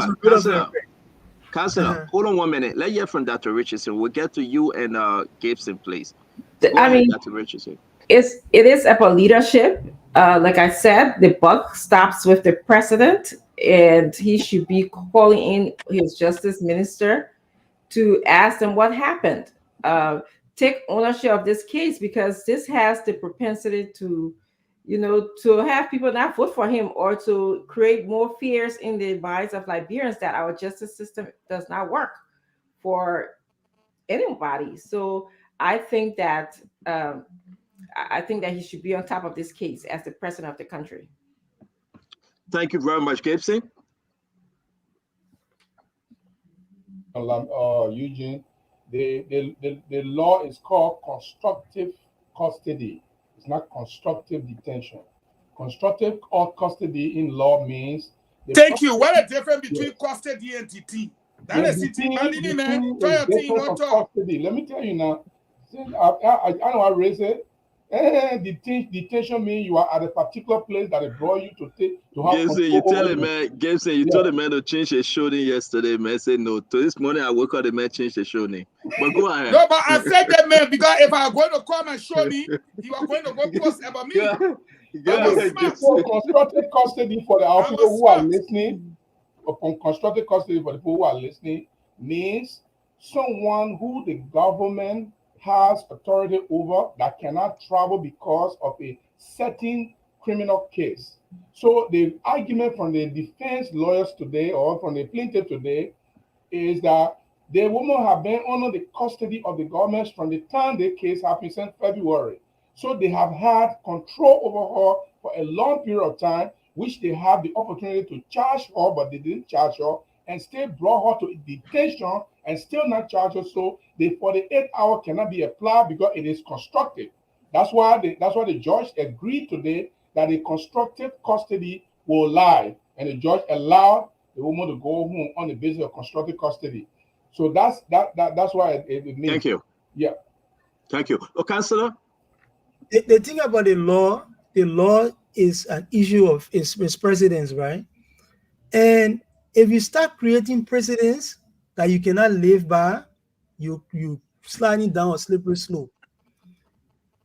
There was a group of guys that they arrested before, and they kept them in prison for about a week before they let them go. And there are many other people that do the same thing to all the time. If you start saying that the moment you call somebody in for police investigation and the person undergo investigation, then you automatically trigger the person's right to habeas corpus. If you do that, then you're creating a situation where every single person who've come before a police investigator one time will have the right to file a writ of habeas corpus. You don't want to do that. That's a reason why you have to have a properly functioning society where governance, especially the justice system or the prosecution of justice, is not political. You always got to try to get to that point. When you allow these political considerations to permeate into the justice sector, you on a slippery slope. Because I can bet you tomorrow, if it's another person, they will not allow that writ of habeas corpus to issue. It has really nothing to do with the merits of the matter. Because as I've said before, from the evidence currently available to the public, there is no case against Councillor Scott. So that spectacle that was created yesterday, that ran into today, should have never been created. But we have to be able to separate those two things. The political situation and the legal situation. We have to be able to separate them. We meshing the two of them up together here. I mean, even though Eugene saying he's a politician, but these are two separate things. And we should treat them separately, and we should demand that politics should not be mixed with the prosecution of cases. We should demand that. Because sooner or tomorrow, it will be you or me. But let me, thank you. Eugene, hold on. Eugene, hold on 1 minute. Hold on, I beg you. Eugene, hold on 1 minute. Hold on 1 minute, but we'll come to you back. Don't hijack our show, my man. This is a very disciplined, respected program. Don't do this to us. I'm coming on show again, man. Let it hijack up here making noise. No, you're coming back. Let it hijack again. You get each end to talk. No, that the Richardson in the man trying to talk about Talia or Councillor alone. There's the only man that went to law school. He got a degree. They call him counselor at law. Lamin Pako. So we want to say thank you, folks. We will be leaving this conversation. I will give you guys 30 minutes each. Let's talk just anything you want to say. How this saved the government, or how would this destroy the government? I know Pako's saying that we shouldn't move towards politics, and thank God, Gloria Muslim Scout is home. But now the image up there, the optic up there. Let's talk about it. You have your 1 minute. Let's start with the Honorable Minister Eugene Lame-Fagon. Can you put up what I sent to you there? It would help me. Or if you can't, then I will just read it. You gotta send it to Damo. What's that? I sent it to the producer. I sent it to you. What was that? All over. That's the Constitution. That's the law. And Damo, can you put it up? And good and everything. And it's Article 21F. Now, the second sentence is very clear. Quote, that means I read it, I'm off talking. Is that coming also? Quote, should the court determine the existence of a prima facie case against the accused, it shall issue a formal writ of arrest, setting out the charge or charges, and shall provide for a speedy trial. There shall be no preventive detention. They are talking about the writ of habeas corpus. That's just the second sentence. As you can see, I cut it straight from the second sentence. When these people enter the court, the judge say, okay, the woman here now. I agree with you, Lami, from the way things are looking, blah, blah, blah. Premature rape, I agree. But the court said to our government, give me what you have so that if there's a prima facie, I can issue a formal writ of arrest right here, setting out the charge or charges. Okay? And shall provide for a speedy trial. But you said, like Dr. Francine said, Fusa they put in her today. Well, what do you want a woman to do? I mean, the court said, go away. I understand what you're trying to say. We are not bringing politics into this. But we are conscious of the fact that the executive branch of government is there to enforce the law. The judicial branch of government is there to interpret the law. And of course, you know who the lawmakers are. The legislators. But we're sitting out here, and our executive branch of government is doing a lot of nonsense. And what happened today? Diamond, who covered the story, said there were 9 lawyers, prominent lawyers, in the court to defend this woman. And there is an additional 60, according to Diamond. 60. And people are guessing. They are not saying it's not a woman that killed. They are saying the way the government is proceeding is bringing the judicial system into disrepute. Because people will say government, but the law is the law. The judicial system is the judicial system. You don't come and play fun with them after you make your mess. And so they will protect themselves. But look at the way they treated the former Chief Justice, the former Justice Minister, the former Senator. You got nothing, but you made her take her a slipper. You throw her in the cell. You starve her like Gibson Jerry would starve anybody. You humiliated her. You psychologically abuse her. And you don't have anything.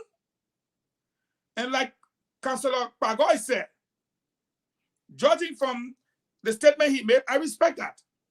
You could have gone before a grand jury, but instead, you took her, made her take her a slipper, throw her in cell, starve her almost to death, humiliated her. This is the former Chief Justice. You saw how they treated Donald Trump a little bit differently on the fact that he was presumed innocent. If this woman is presumed innocent, why treat her like this? And so we have what we have. I'm ashamed of the executive branch of government.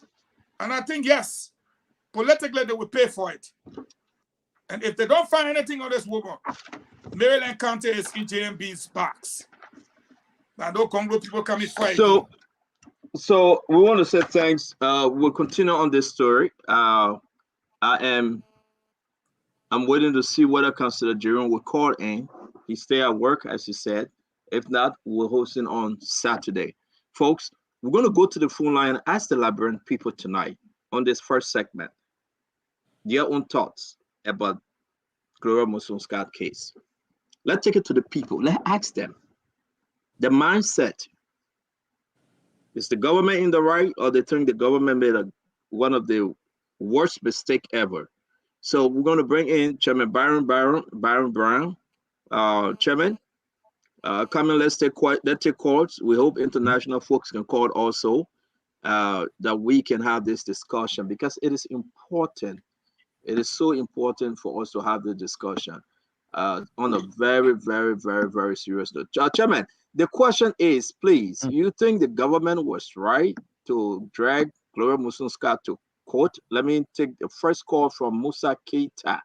Then from there, we're going to have the conversation going. Musa Keita, talk to us. Do you think the government was right, Musa? The government wasn't right, but I think the CBC strategy has worked. The spectacle that Lamin is talking about that was created yesterday and today was caused by DNB and Alexander Cummings.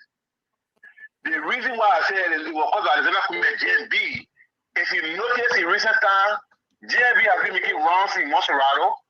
Alexander Cummings has been making rounds in the southeast and in Bon County. That atmosphere has changed to the opposition, and the CBC has to go back in the war room to change the debate. It has worked for them. That's why I've gone far for the discussion. They knew fully well that they have to go after Gloria Musonskat, but they wanted to change the debate for the success. But how can you say, Musa, how can you say it worked for them, but the image looks so bad? This woman, the woman's daughter died. Let me finish that, Musa. Musa, let me finish. The woman's daughter died, right? They're trying to find the person that killed the woman's daughter. And he arrested her and other folks and dragged them to the Liberia National Police, dragged them to court, and the judge just said, please go home. And you're going to say it worked in their favor? Okay. The reason why I'm saying it worked in their favor, it also against them for the intelligentsia point. We that understand the politics of it, we know that they will lose more votes. But what the party intended, I can tell you this for the youth league, they wanted to change the debate. Once again, see, they will not go for her. The moment the opposition had to make some deals, they will say again, she will not arrest. They will change the debate again. Thank you very much. Thank you very much. Musa Keita from Minnesota, the United States. Thank you. Go ahead, let's take calls. Chairman Byron. Take this person on this now. Good evening. Good evening. Hello. Hello, I'm P. Francis now from Portland. Yes. What is your name? Where do you call from? Oh, thank you very much. It is the title of this government that every citizen of this country should continue to suffer the brunt But we are telling them that this time around, with all of the tactics, we make sure that 2023, October 10th, we will kick that out. They have nothing to show, and we pray that our former Chief Justice will be there. Thank you very much. Okay, thank you very much. Let's take this person. Good evening. Yes. This is Spoon Talk. What is your name? We condemn in the strongest possible term the action or inaction of this government, the lawlessness they are exhibited today on our celebrity, on our legal luminary, Madam Glorious Moses Scott, the woman who served the country with high level of integrity, honesty, transparency. Every work you work, or blueprint or handbag has been left there. Okay. So they try to derail, to denigrate her effort that she has exhibited. She is a role model for hundreds of thousands of women in this country. All right. And that's why they try to destroy that legacy or that diversionary tactic that they came on today to sway public opinion on what has been happening. All right, thank you. We say 1 minute, and let me announce the numbers: 0777 1075 0555 1010 75. This person on this line. Good evening. Good evening. This is the biggest platform in Liberia. To whom am I speaking? Thank you very much, man. This is Bobby Abu Meska. I did join the conversation this evening from the Chief Good morning. I never appreciate the panelists here for the show. You see, it's very disgraceful that when you have incompetent government, it will always make our country shame on the international community. Because how in the world you would go, you say you prosecute a person, this lady who is innocent, but you are leaving the main perpetrator that will consider deliver a female matter, play discretion. They are aware. The government know who they are. Thank you. Thank you. The opposition committed power. Thank you, my dear brother. Thank you so much. 1 minute. This person. Yeah. What is your name? Where do you call from? Yeah, I'm Tikonsa Edward calling from Habeas, Marjorie County. Okay. Yeah, you see, the government will not win no case because those that in their interest want the case leading to them, they will not follow them. If the case for opposition, the way the accused that vanity they want, if vanity was the opposition, found that they case finish, they say, that they make it again. But being vanity linked to the imposition case not go nowhere. And they just disgrace the woman for nothing. All right. They have nothing to prove in the case. They just disgrace the woman for nothing. This person, good evening. Yes. What is your name and where do you call from, my dear brother? Well, thank you. My name is Mohammed M. Kanenchion, and I feel great to you to that point 16 on the Project Island. You have 1 minute. But thank you. You know, the whole issue that occurred today from the mega press briefing from the LMP office, I think the whole case, the politics that the government is playing with the whole case. Trust me, today is the 21st of June, 2023. The government, they have lose their case all over. Because the way they're doing things in this country, they're not putting the country correctly. They were trying to show one side of what they were trying to prove that they were trying to say that even if the bad here, the other one, there was for some evidence that what they were even expecting for them. Thank you, my dear brother. You have to observe the 1 minute. We have so many people on this line. Hello. Hello. Yes, this is Spoon Talk. Yeah, my name is Joseph Cabral, and I call you from Police Academy. Yes, Joe. You see, when this case started, when they invited Valiter, you had Jeremy Freddy on Spoon analyzing how the woman's daughter died and how this and that. Now, Gloria Moses call have been sent to police station. You are not inviting anybody from the government to say, wow, but get to the politician on the platform analyzing. They know how government is supposed to prosecute their cases. The way you go carry the country, you're saying that in America, enjoy it. Anything happen here, we're responsible. Thank you. So what's stopping your official then from calling? And you open your mouth and call with your own phone. And I used to call on all the program there when I was deputy minister. What's stopping your deputy minister and your minister from calling? Now you won't get a phone. That's all right. Hello. Hello. Hello? Yes. Hello? Yes. Go ahead, my friend. Go ahead. Stanton, am I on? Yes, you are. Talk to us. So I'm Councillor Boyka Kane, and I know a little bit about law, so I wanted to weigh in on the show. And essentially, it is to speak a little bit about this thing about the habeas corpus that Councillor Pagwa is speaking about. He seems to be interpreting the letter of the law. And he is right when he said that habeas corpus is to release someone who is illegally detained within 48 hours. His argument is the 48 hours was not exhausted, and then habeas corpus wouldn't have lied. He might be right in the strict interpretation of the law. However, he has to also understand that not all of our practice is based on precedent. Sometimes there are new matters arising. So there, the court is using the adjective constructive detention. It is a conjecture of the law. Say, for instance, I digress a little bit. You in someone's house, you agree and contracted that the landlord will do renovation repairs whenever the need arises. And then the roof is leaking there. You tell the landlord the roof is leaking and he fails to repair the roof. Persistently, he fails to repair the roof. What he is doing there is a constructive notice for you to leave. It is not notice, it is constructive notice.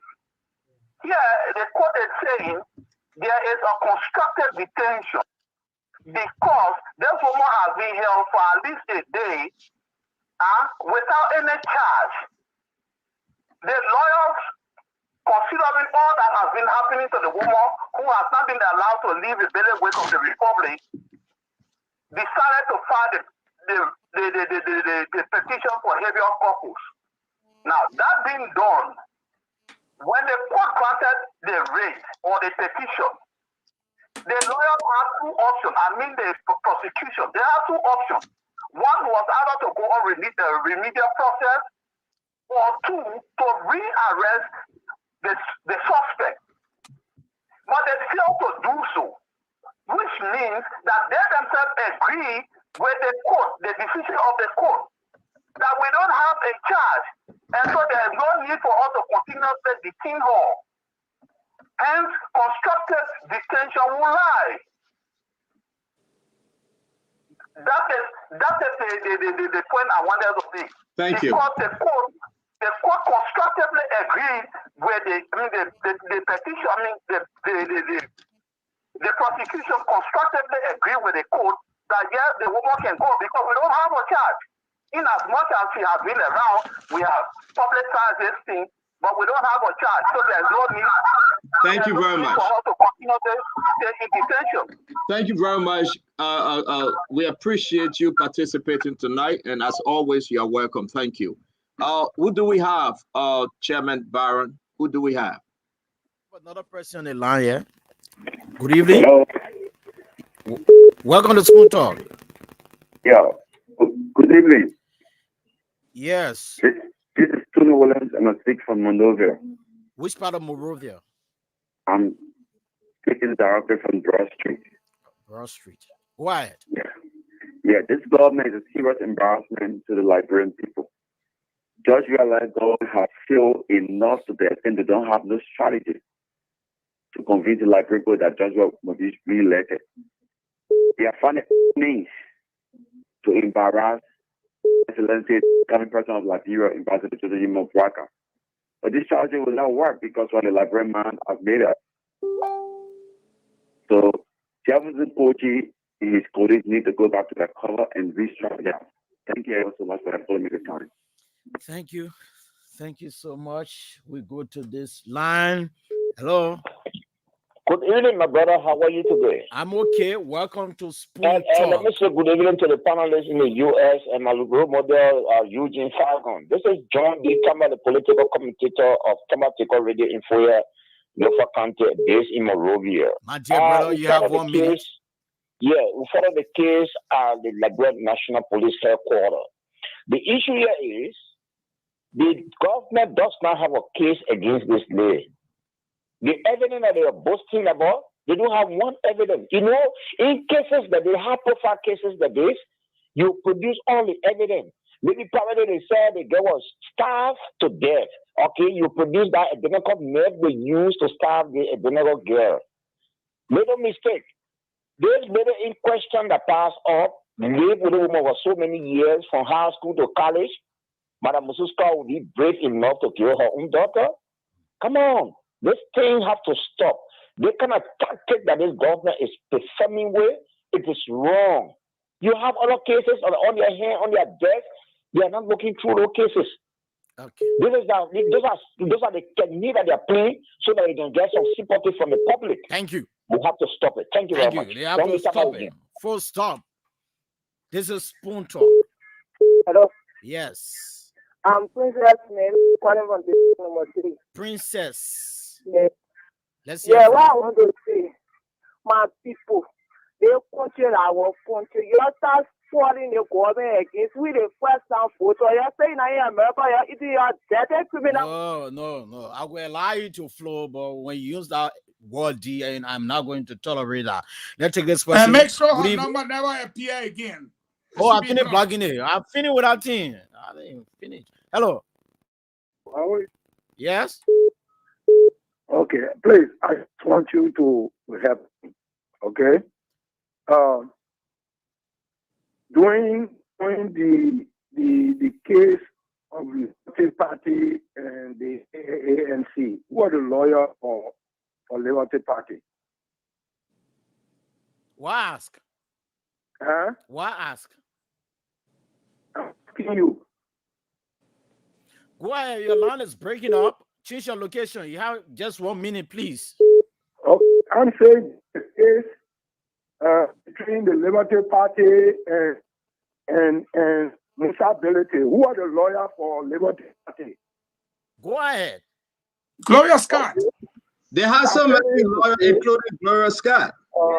There were many lawyers. This case is highly political. It's highly political. Into the position. This is a hunt for growth or for what she did in her case to represent Musability. I mean, Liberty Party and Musability. It's deep. Thank you. Okay, thank you very much. We'll take a few calls. See you. Yeah, let's take a few more. Let's take a few more because we have to go. It's almost 10 o'clock in Liberia, 6 p.m. here. But Baron, though, you got somebody there? Yeah, so many calls. Yeah, let's take a few more calls. I just got an information from Councillor Lamy. Pabo, he said Councillor Gu wants to phone me. Thank you. We can bring in Councillor Gu. That's great. So I don't know how we are going to do that. All he got to do is give you the number and you will call him. We'll call Councillor Gu right now. Yeah, call Councillor Gu. Let him get you Gu number. You call Gu. Because Gu was the lead lawyer today. Okay, let's take 2 calls. The technician doing that right in the studio now. Hello. Brian, I have somebody on the line. Oh. Yes, please don't cut me off. Let me talk to that princess again. Princess, you know what good for you. The woman are born in not even level. Because if you're not on the radio station. No, man, princess. I mean, we shouldn't do that. I mean, just flow. You know, let's take this person before we can take Councillor Gu on the line. Hello? I'm Marshall Momo calling from Hotel Africa. Lawyer, I got a call, Byron. Yes, go ahead, Tato. Go ahead, caller. Yes. Hi, Dr. Richardson. Good evening to all. Thank you for your time and your litigation. Well, not litigation, but your talk on this issue. What I have to say here is that I hope. Who's speaking, Dr. Richardson? Who's speaking? Can you call your name, please? Letitia Roberts. Thank you, ma'am. From the state of New Jersey, the Garden State. I'm calling to say that I hope that George Weah knows that what is good for Musu's past is also good for all of them. So when we start to prosecute them for the just cause of what they have cost our people, you shouldn't say we are witch hunting, because they did us knowing that they didn't have evidence. And it was very sad to see what happened here in a country. You have $100 million get lost, and the perpetrators cannot be found. But you want to charge someone whose daughter was killed. You know, even if you're going to charge her, but not the way you did it. So we know that it's political, and you will pay for it. Thank you for your time. Thank you very much, ma'am. So we have the lawyer right now. Thank you. Bring him on. Councillor Gu. Yeah, good evening. Good evening, Councillor. How you doing? I'm okay, sir. Yeah, I know this been a very long day for you guys, long 2 days. But thank you for joining Spoon tonight. Let's talk. Liberian, listen to you, though. What's going on? Can you help us from where you sit? An overview on this issue with Gloria Musun-Scott being dragged to the Liberian National Police and that of the Temple of Justice, sir. So I will speak to the issue today. I would not want to go into the investigation because the police already spoke on it today. But I will speak to what happened in the court in respect of the petition for the writ of habeas corpus. The petition for the writ of habeas corpus was filed, and we considered that petition to be premature. We argued that we have 48 hours to exercise our right as an investigative body to investigate a criminal suspect. Mind you, when this thing happened on the 22nd of February, the accused now was never an accused person.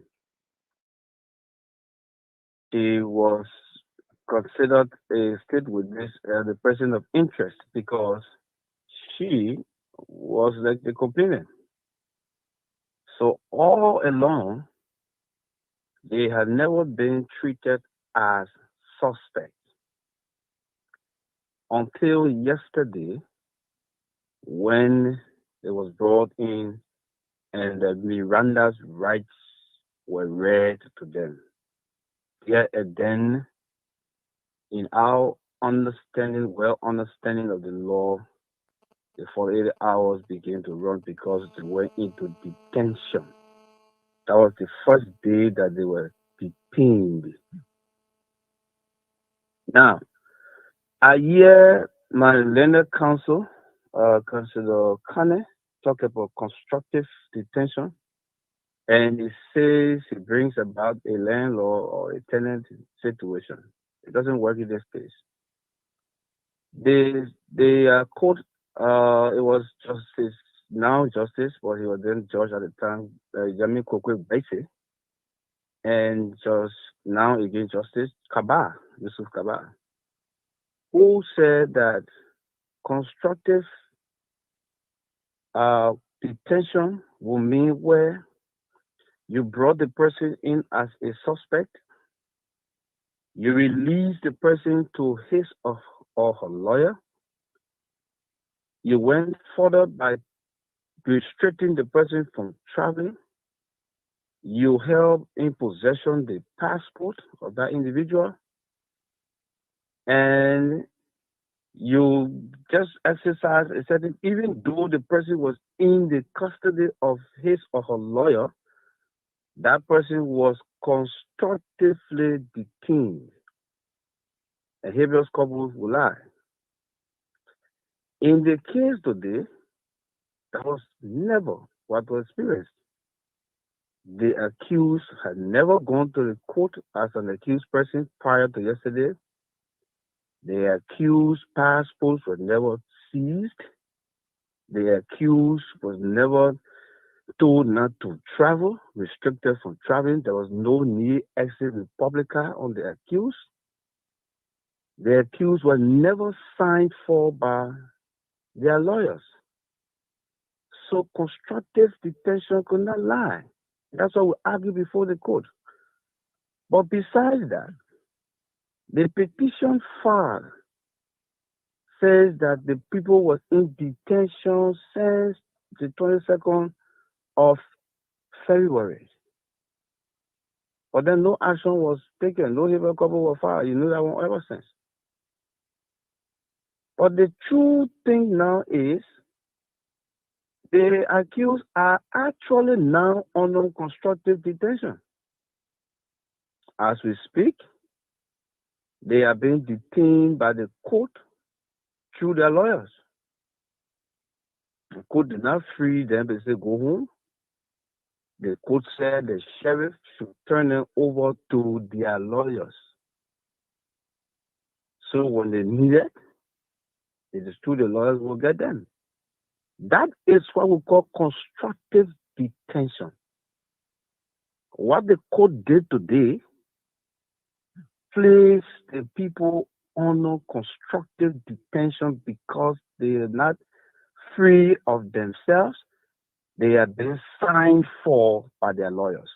Unlike the case with the state, every time that they came to the police station, they were on their own. In fact, they would tell us to call their lawyers. They will come with their lawyers. Until yesterday, when they were read the Miranda rights and told that they were suspects.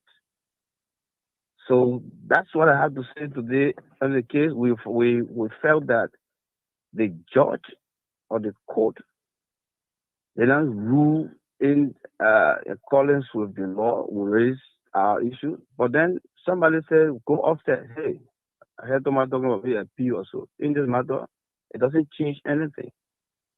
You go, you take the remedial process, the people are still out. So we just decided to go and do other things in conformity with the law. And we'll act in accordance with the law and timely. That's what I have to say on this matter. Can you hold on 1 minute while we just please allow us to ask you some questions, please. Let me start with Dr. Richardson. Dr. Richardson, you heard the counselor.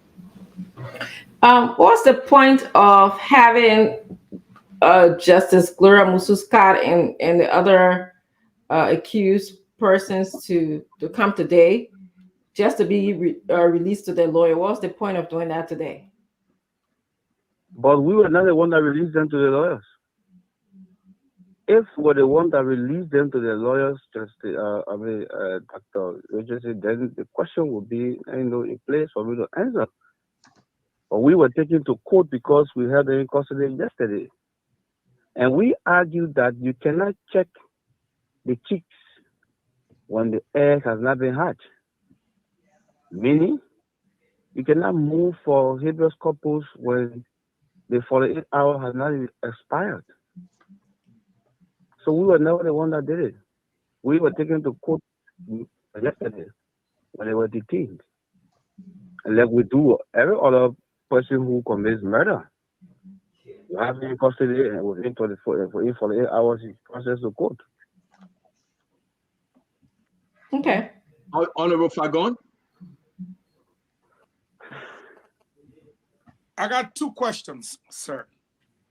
And let me say good evening to my friend, Councillor Gu. The first question, how do you describe a writ as premature when the intent and purpose, 2 words, of the writ was achieved?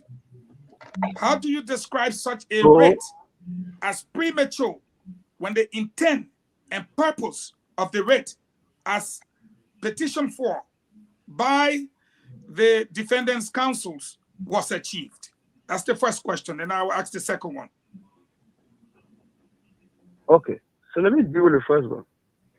When a petition is filed, we will respond to the petition before the writ is issued. And so our response to the petition was that it was prematurely filed. We argued, the court said no.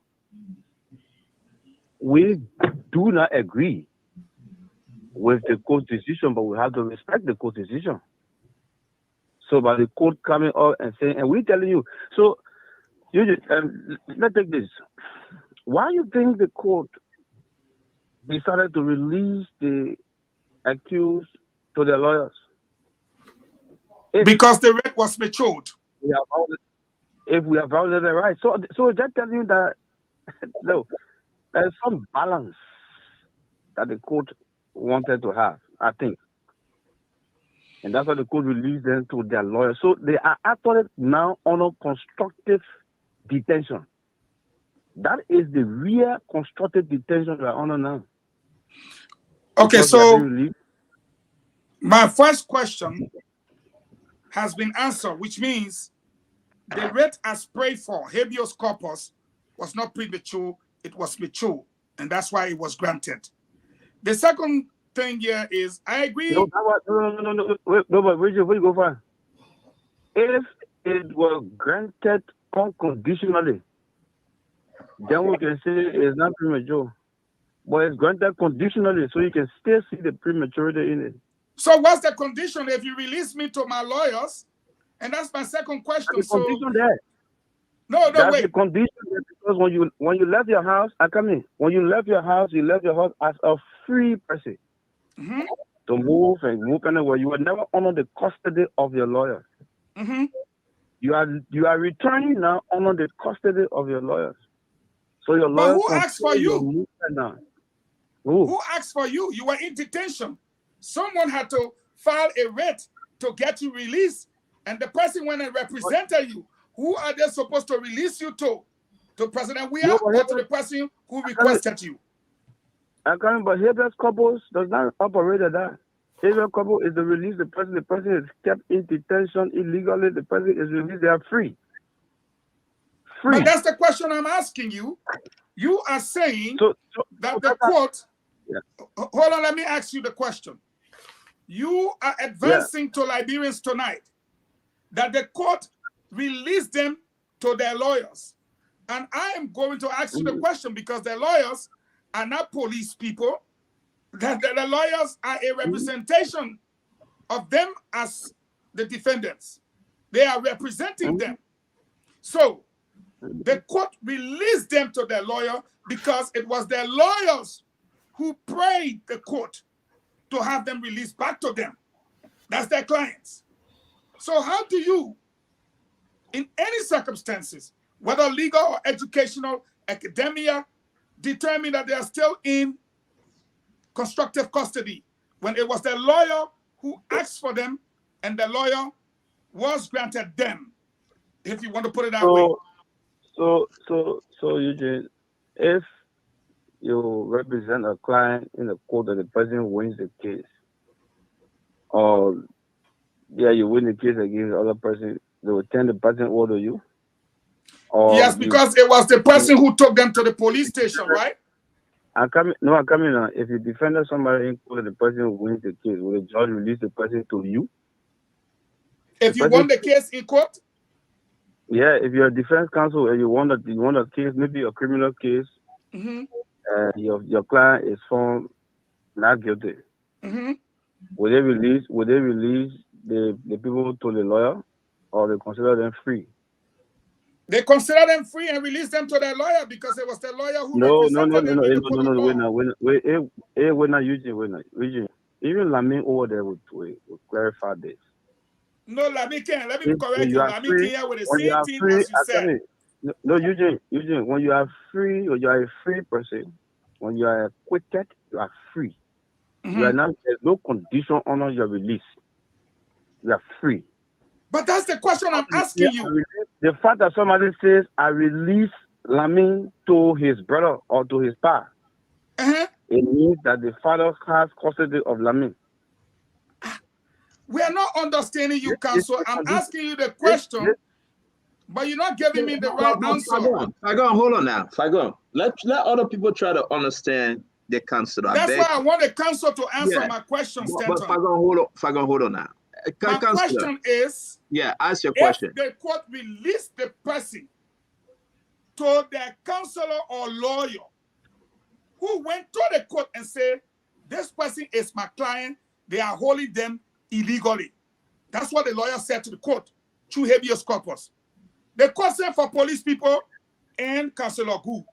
They came. The court heard the case. Then the court came out to the person lawyer and said, you are right. Take your client and go. Take your client and go. And the counselor is saying to us that because the court said, take your client and go, the person is in constructive custody. Okay, that's so my question to him. So hold on 1 minute. Counselor, can you help us, Counselor God, can you help us understand, please? That maybe be very simple. Did they release her into your care? Said she's your client, we are releasing her under this condition, or did they say to Gloria Mususka, please, you are free to go? Which is which? No, they released them to the lawyers. In fact, the lawyers signed for them at the sheriff's office. And in fact, the judge went further. The judge said they will be signed for pending the issuance of arrest or an indictment. So it's Counselor. So is the lawyer standing the bond for Madam Scott, correct? It's not a bond. But big guys, we try to understand something. Go ahead, Counselor. Yes. Stanton. Yes, sir. When you say Counselor, you have to specify now because sometimes Counselor Lafayette, you're right. I'm sorry. Go ahead, Counselor.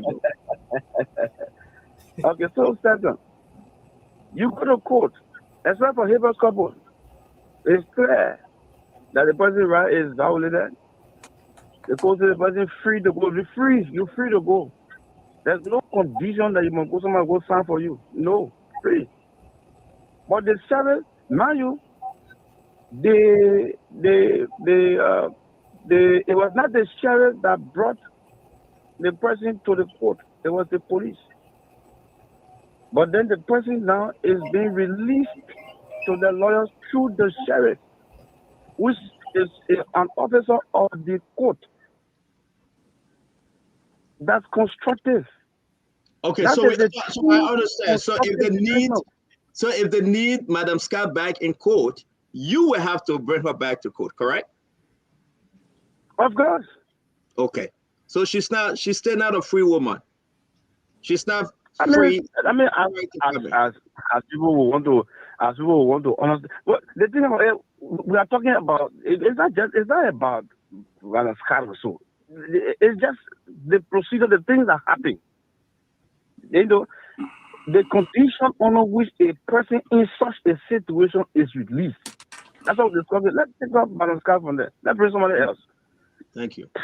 Today is her. But let's bring somebody else. Let's bring condition. Councilor Gu. Yes. This is Gibson Giroux. How you doing? I'm good. Good day. Councilor, this case started, as you said, February 22nd. Up to today, are you aware that police have multiple encounters with Madam Gloria Mususka? I'm aware. All of those encounters was a suspect. Do you believe that the police have prima facie case today to bring her in yesterday to have her acquainted with charges? Well, I can't go in depth with that. I'm of the conviction. Yes, that's why we said she was a suspect. So, honor your practice. If a person has been visited many times and brought in for charges, was it not possible that they already had a rate and to issue the rates, and they'll keep up issuing the rate? No, but you see, look, if I've been talking to you as a person voluntarily talking, and then later on I believe that all of what you've been saying, I think there's a need that you answer. And I call you and I say, hey, all the discussion we've been having here, but now I want you to answer for this. It's the first thing that murder. The murder cases, you don't release people, you say, go come out. No, there's no personal recognition, there's no bail in murder business. Before I say for the police station said. Any other person that you have in prison, all the people who arrested for murder, now, nobody filed a couple for them. I get it. But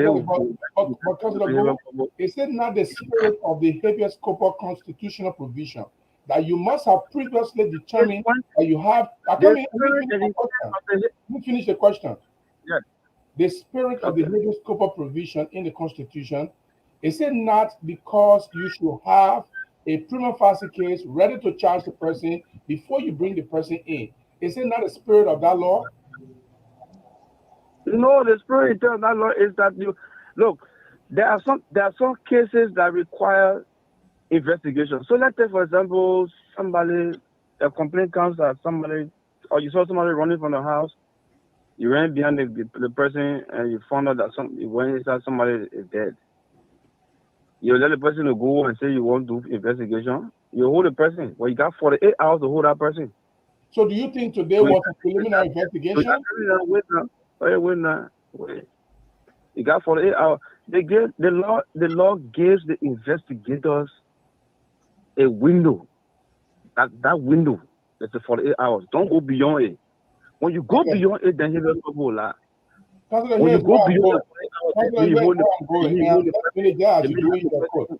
here's where I'm going with my questions. Here's where I'm going with my questions. You are talking about, you're not talking about just an obscure person. You are talking about someone, not just a high-profile person, but someone who you have invited several times and you have asked questions several times. This time, when you invite the person, let me finish the question. This time you invite the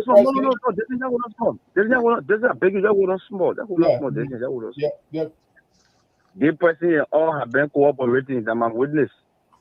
Because the person brought complaint to me. That the person complained, say, oh, that didn't happen. I'm a witness, I'm a friend. So we come, we're having that conversation. We're friendly, we're looking for the person, we're looking for the other person. That's all.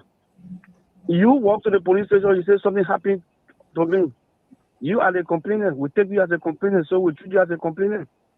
Until otherwise, until the day that we find out that now that you're a suspect. So, Councilor, yes, I feel there's something feature here. And I want you to clear my doubt. Here is where there's feature. You invite the suspect, the alleged murder suspect, or the person of interest. You invited them the first time, you had an interview with them, you conducted your investigation, you invited them, you let them go. Now, this time, when you are invited them, is it not possible that the police was aware that they were going to charge her? Charge her when? Yesterday? Yes. Well, the police made a determination to charge her to bring her in yesterday, not to have her. So she coming in as suspect. Statement will be taken. There will be additional information that will change the narrative from a friend, a complainant, to now being a person who probably could confess. A lot of things will happen in the window. Right. That's why you get it for 48 hours. That's why the law says arrest. The person is arrested and detained. You will be arrested, then you detain. Then you will be doing for hours. Let me finish this. Yes, sir. Liberians are concerned today, and if you were on the other side of the aisle, you will still be concerned for the same reason. If an individual in that high caliber first degree murder charge, that person involved, and the police have talked to the person a couple of times and release the person, gone to the person's house, conducted an investigation, and they invited the person this time to charge that person. A charge sheet must have been available at once.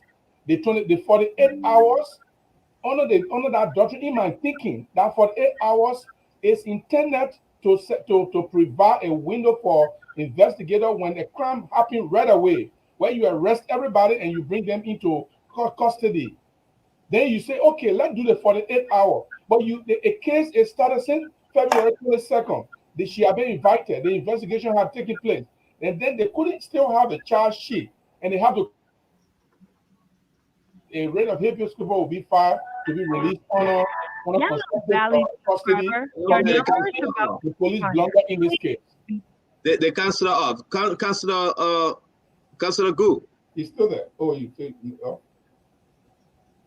everything I said, you didn't hear. Okay, no problem. Counselor Lame Wako. We are not hearing you, sir. Yeah, so my line open now.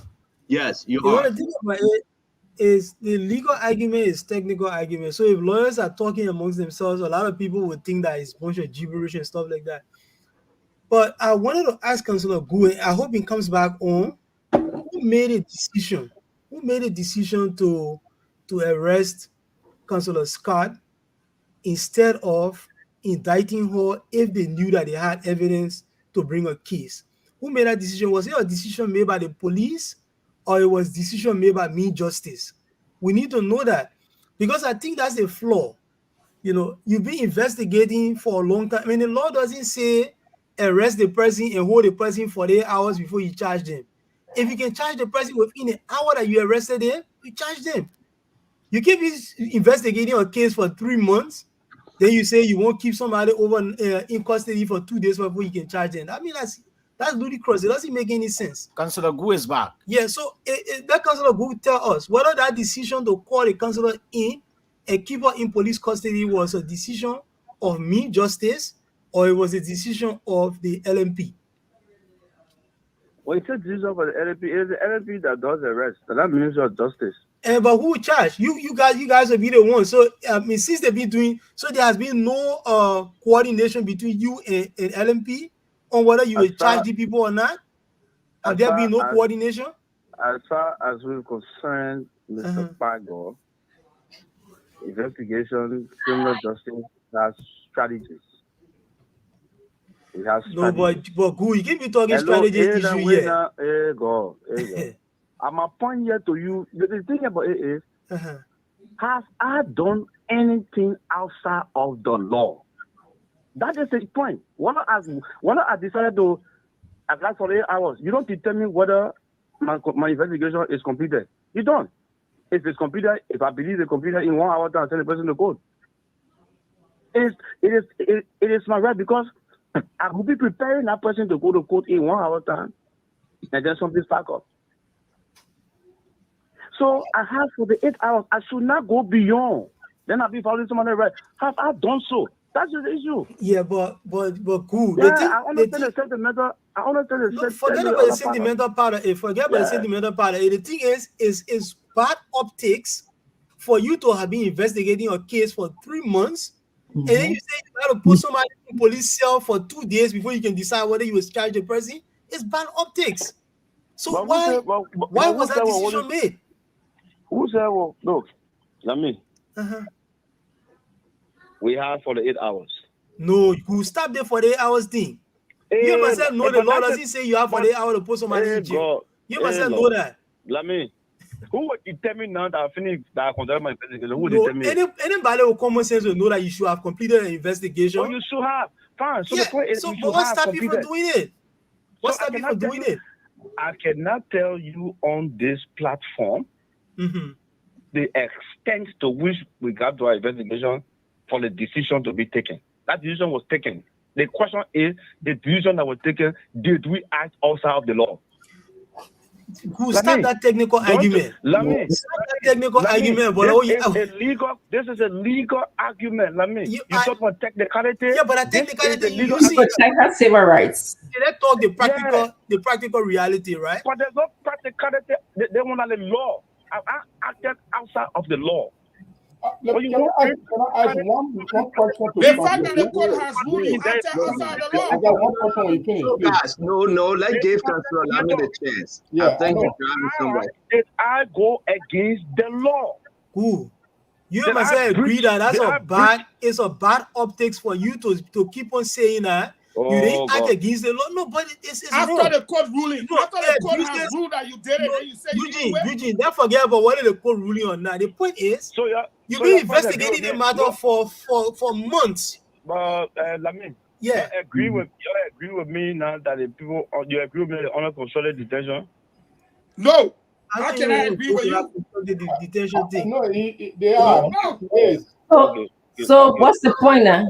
I'm sorry, Dr. Richardson. Councilor Gould, will allow Councilor Lamy to finish his line of questioning, please. If you have the time, answer my colleague. Go ahead, colleague. Yeah, so the question is, and you have not answered the question yet, the decision to create that spectacle yesterday, where did it come from? Decision. It's a collective decision. Oh, it's a collective decision. Yes. So you guys are mean justice review the a collective decision. It's collective. Okay, so you guys are. I have a question. I have one question, please. No, hold on 1 minute. No, hold on, Gibson. Dr. Richardson, go ahead. Well, I want to know what's next now. Are they still doing investigation to charge them when they have probable cause, or what's next? What are we doing? What's next? Yes. Watch up. I just told you. I just said to you, Dr. Richardson. Watch up. That's what's next. As we wait and see. You know, whatever not too long. Not too long. When we are now, we'll conclude the investigation and we'll take a decision. Councilor, to Dr. Richardson's question, and timely. Was there a mistake? And timely. Councilor, was there a mistake from you, your team, in going to arrest? Did you guys make any mistake legally? No. If you said no, okay. If you say no, the question from another lawyer, he sent me this text and he wanted me to read it to you. Was there a negotiation between the prosecutor and the defense team? Negotiation on what? He's sending for you guys to send Madam Scott, release her to her lawyers. No, we resisted it. We resisted the petition openly. Are you blaming the judge that he make a premature decision to release Councilor Scott? I said I don't agree with the judge's decision, but I respect it. It's my right to disagree. I don't agree with it, but I respect it. Let me ask a question there. Hold on 1 minute. I respect it. Because the judge didn't go my argument. So I don't agree with him, but I respect the decision. And nothing I can do. Okay. Then get to you coming now. Councilor Gu, I want to ask that you have option if the judge made a ruling and you don't agree with it. Since it's not going to the circuit and going to the Supreme Court, you should go on certiorari to correct the error of the judge. Are you going to do that? It doesn't stop the release. It doesn't stop the release of the people. So no use. So we just go straight on the processes that are available to us. That's all. So the point in what is the essence of a remedial rate if you cannot make use of it? No, in his case, the Habeas corpus doesn't stop it. Okay. He's right. All right, he's right. Yeah. Say that again, Councilor Lamy. He is right. The court has granted a writ of habeas corpus, which means that the people should be released from custody. So if you go and appeal, it doesn't stop them from being released. Councilor Go, are you guys going to issue another writ of arrest for her? The appropriate action will be taken in the soonest possible time. Mr. Witherspoon, I can assure the Liberian people of that. We received information from Moses today. Justice will be served in this matter. We received information from Moses Carter today that she will be rearrested. Is that so? But it should be rearrested, then it should be rearrested under a writ from the court. So, but okay, but last question here. Go ahead, Councillor Lamin. If you want to, if you guys are planning to bring the councillor back into custody, why not just go to the grand jury and the grand jury is not sitting. No, but I mean, you got control over that, Chief. You got control over that. Yeah, but so we're working up all the modalities. Yeah, so the grand jury, don't do that. What happened yesterday? You don't do it again. You don't do that thing that happened yesterday. The 1 day for the grand jury to sit is over. You got control over that situation. Let me ask you, Councillor, go please. What's the result? What's the end game? Tell the Liberian folks tonight concerning Volatile, the allegation that was made on Volatile is something similar in that of Jefferson Koji. They visited the Liberian National Police. Can you help us understand the result from their allegation? We spoke to the chief investigator, 103. He said those persons, there's nothing to link them to the commission of the crime, so they will be released. They will be relieved. They'll be clear. Did you investigate? Did you ask questions? Yeah, I mean, yes, but the name is in the investigation report. Yes, they was called to the police station. Questions were asked them. No, did your team ask them? Did your team ask them questions? No, the legal team, no, because it didn't reach, it didn't get to us. As far as we know, yes. So. Okay, is this political, Councillor? Is this political? Is it what? Is this case a political case? This case is a case of law. A crime has been committed. Somebody died. We are making a determination as to whether the person was murdered or the person was the condition the person was killed, because now somebody died, somebody was killed. There's no doubt. But then you got to look and see whether it is homicidal. Yes, it's a homicide death. And then you got to see what grade of homicide it is. So the investigation will clear all of that to determine the grade of homicide. And then the appropriate charge will be done. Councillor, our last question, my last question from my end, Councillor, is always it's good that you come on our program to clarify these things. Seriously, folks want us to go through the network and just grab you. We won't do that because you are now in a position to help us understand. Let me ask you my last question. Have you seen any evidence in this case that Gloria Musonskat murdered her daughter? Stand on. Wait. Answer that question. Wait, stand on. No, man, why are you part of this show, by?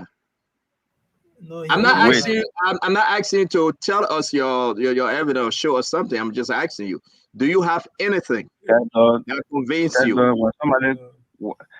When somebody call you in after a long period of time, it means that something is smelling there. So something somewhere around there. But let's wait and see what is there. So, Councillor, I understand you people are still holding on to the dead girl's body. Is there a reason why you people have not released that body to the family yet? No, I don't have. I mean, to that extent, I can't speak to it. I don't know whether they have been formal request in recent time, and I don't know the extent to which. No, but do they have to make a request in order for the body to be released? I don't know, because that's what I'm saying to you. I don't want to speak to something I don't have the information on. Yes, at least when I get information on the status of the body, then I can speak to it. Okay, yes. But let me ask the question this other way. Just in case the body is still in the custody of the government, can you tell us why it will still be in the custody of the government? Well, for probably maybe there are other tests that need to be ran. That could be one of the reasons why. So, but I can't speak to it. Let me not entrap myself. I can't speak to that. Yeah, because I mean, in a murder trial. Let me just say something. Let me just say something quickly, Councillor. I will not switch that debate issue. Yeah, I just want to say something quickly, Councillor. In a murder trial, is the autopsy report that is presented in court, not a physical dead body. So that's the reason I'm asking why. When the corpus delicti is not brought to court, yeah, so why 3 months later? Why 3 months later? So that's why I'm saying to you, I don't have information to provide to you on that now. Okay. Yes, I don't have information to provide you on that. The voice of Councillor Good. We want to say thank you very much, Councillor. Those are some of the issues. I'm coming to stand up for you, Claude. I beg you. Those are some of the issues that we had today, even against the judge. Imagine you file for habeas corpus, you're arguing, and the judge asks you, you're not released the day by the person. Without a day by the case, I also heard Fagon say that the judge wanted to see the evidence that we have so he can issue writ. How could a judge issue a criminal writ for whatever of the offenses that we charge people for in criminal proceedings? Criminal proceedings does not have jurisdiction over the charges that we hold, that we are investigating the people for. How will a court of criminal proceedings issue writ? So it doesn't happen that way. The only thing you do in habeas corpus is to show that you have the person legally and for a cause. That's all. Have you read Article 21F? Eugene, who argue with the man, my man? I'm not arguing. It's a question. You don't know the authority. Criminal proceedings. Have you read Article 21F? It's a question. Unnecessary. You know the man read the article. So to tell me that the question is unnecessary. No. Your question was unnecessary. Because you can clearly see the man say he can't answer your question. Councillor Good, your question was unnecessary. I don't know, but I have another question. All right, guys, let's hold our peace, please. Dr. Richardson, go ahead. So, if her lawyer were not going to file a habeas corpus, were you still going to detain her for, within 48 hours or within 48 hours? We're going to be compelled to issue that she's filed to court within the 48-hour period. It was not going to elapse. So then, as a follow-up to that question, Councillor, why didn't you people charge her today? Because it was going to be in the 48-hour period. So today, latest tomorrow, you're going to be charging her. So why didn't you do it today? Exactly. But do you know we already charged her? No, you have not charged her. Not charge her. Okay, so let's wait and see. You see why you're wasting your time and wasting all the people's time? Let me not wait and see. No, I'm talking about today because the 48 hours will have expired today. So why didn't you charge her? Not charge her. Then he asks you, do you know whether we have charged her? If you charge her, you think she will be outside? You can charge somebody today, and because the person is outside, you're not able to process them to court. You can wait the following day and you process them to court. Yeah, but we should expect the charges tomorrow. So, Councillor Gould, we want to say thank you. But can you help us on your way out before you leave, sir? Please help us understand. Well, I mean, we've been hearing that since you guys released the folks on the 100 million drugs case issue, since they were released, they are asking for the money back. Can you give us an overview about the way forward now with that case? So, Stanton, I will refrain from talking about that case because I want to make it clear, I was not a member of the prosecution team in that case. When I came and made some, defenses on the issue of the trial, the jury trial, it was all misinterpreted as though that I was on the case. I'm not on the case. So I would not give you any information on that case. The lawyers who were on that case, including the Solicitor General, at least can speak to that, the status of whatever ruling or so that the judge gave in that case. I respect your answer, sir, and I will push you no further. My last question on the Gloria Muslim Scott case, have you spoken to the Justice Minister? He's the chief prosecutor in the country. Can you tell us his takeaway, his advice, the way forward? But we run a paramilitary institution. And remember now, the Justice Minister is the chair of the Joint Security. So when we had discussion, you expect me to come and tell you what the Justice Minister must have discussed? No. One more last question. I'm not saying if you cannot tell us. I'm just asking. Have you spoken to him? That's what I can say. Say All I that? can say, we are on course. But he's not in the country, though. Are you keeping him informed while he's away? We are on course. All right, Dr. Richardson, take us on with your last question. So I heard one of the lawyers, and I'm not sure if it was you, that said that Madam Scott was being released because of her status. Do you think that she received differential treatment compared to someone who perhaps didn't have the status that she has? No, what I was saying is that you had a list of lawyers, almost 60, let me say, and the Pagos, or Pagonse. Yeah, so the other Lami, not the legal Lami I'm talking about. The one with the one eye. That's somebody who can spell and name, put 2 R to the end. What 2 R mean? The one with the wrong spelling. The one with the wrong spelling. I was speaking in that context. Yeah. What context? I'm not sure you answer my question though. I was speaking in the context of the kind of attention that is placed to the individual, the kind of energy, and I mean, there are a lot of things that happen. The judge that ruled in my favor, and the judge asked some questions that he should not have asked in the first place. So I would think that probably it works. Yeah, sometimes it works. That was not a good statement to make for our justice system.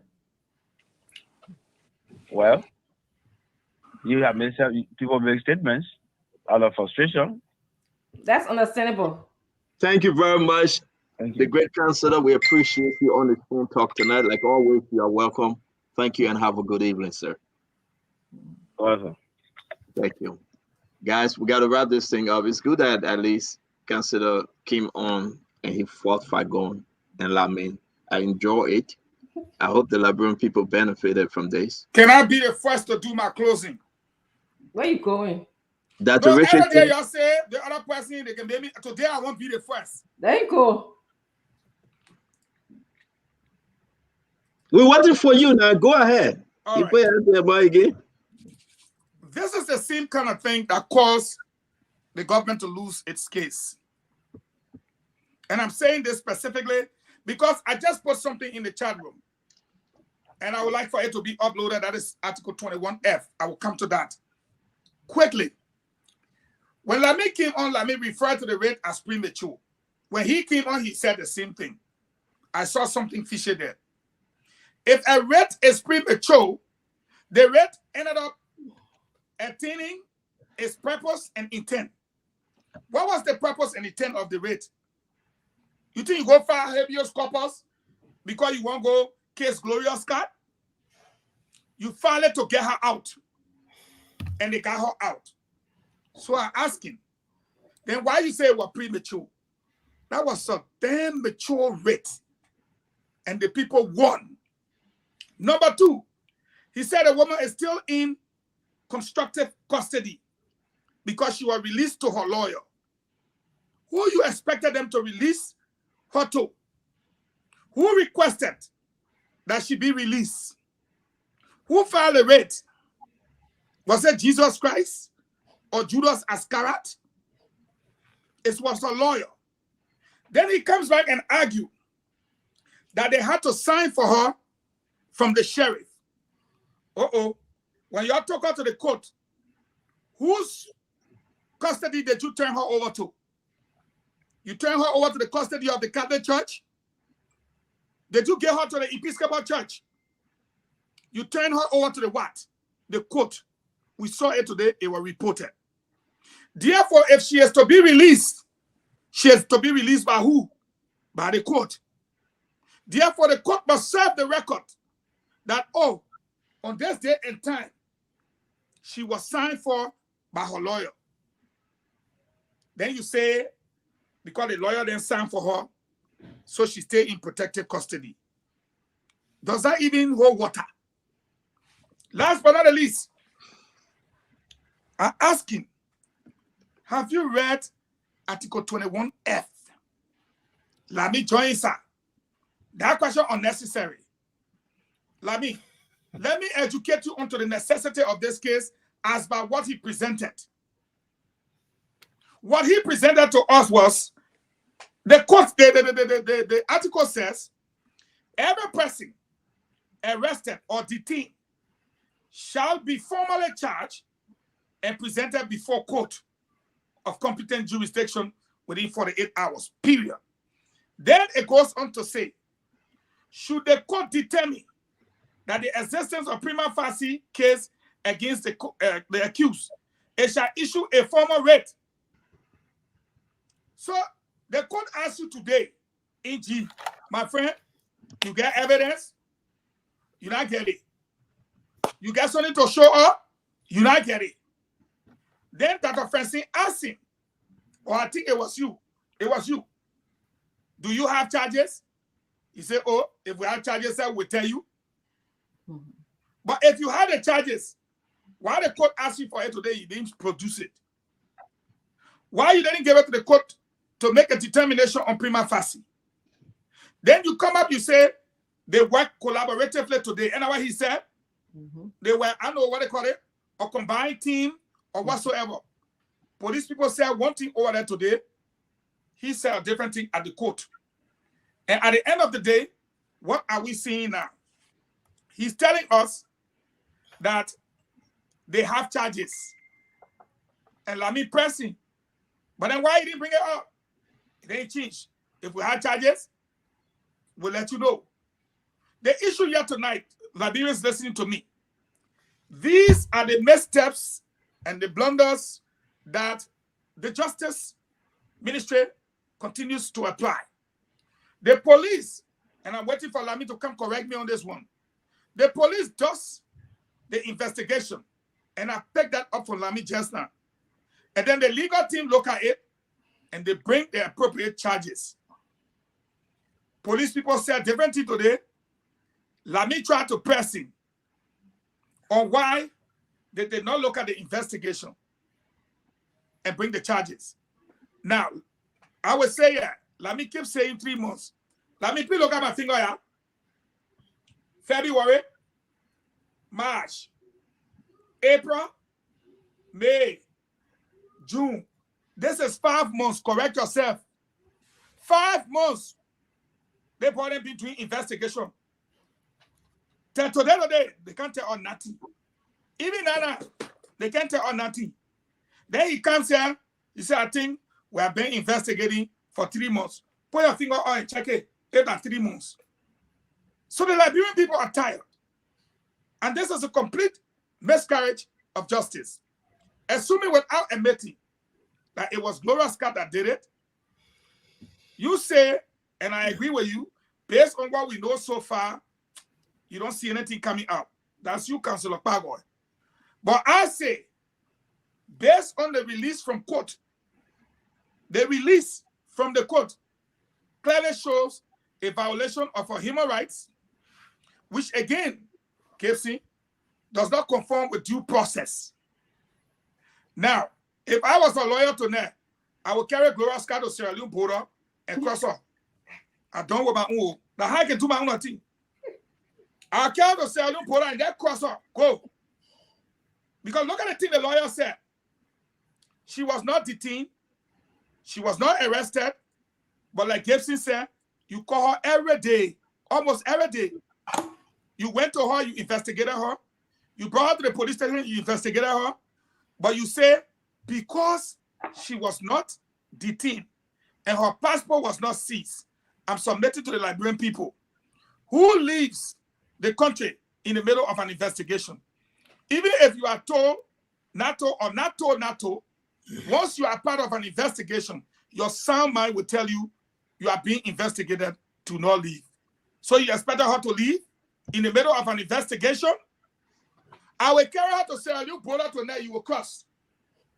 Send that the way they want to interpret the law. I respectfully submit.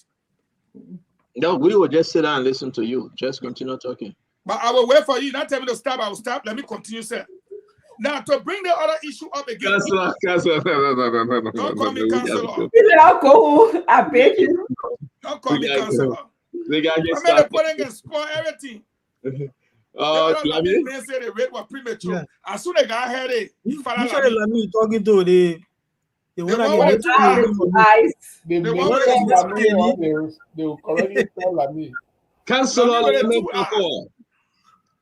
So I wanted to go in front of you. I have something to go to do. I don't know if you agree to that. Then I can leave after my comments. I mean, you can't talk to us about that Gonglo thing. They say Gonglo was involved in the prosecution of those folks from Grand Jida during Madam Salif time. Jerry discussed that issue because Gonglo was never involved in that Let me finish. They say Councillor Gonglo was the one that coerced the witness to say yes, he was to implicate the witness. I have the document over here, and at the end of the day, because the witness told the truth, the government had no other choice but to let them go. We have the full document. We'll be raising this issue. The say Councillor Gonglo, at the time he served as the Minister of Justice, he was found to work alongside with the government, Dr. Richardson, and he coerced the witness with promise that witness will be exonerated, but the witness went against Councillor Gonglo. And I know the witness, we're trying to get the witness here, the gentleman that spoke and fought against the government, and Councillor Gonglo, please forgive me. I'm reading documents over here. That's what the document said. And Councillor Gonglo hence are not claimed because he was strictly working under the command of Madam Ellen Johnson Salif. We have that conversation, folks. It's a big discussion. I was shocked when I heard tomorrow, so we can be ready for it. I was shocked when I heard that Councillor Gonglo was part of that conspiracy. I was shocked when I heard Councillor Gonglo was part of that conspiracy. No, it's not. Just to make sure that we discuss. You're not getting started. They spread the misinformation before.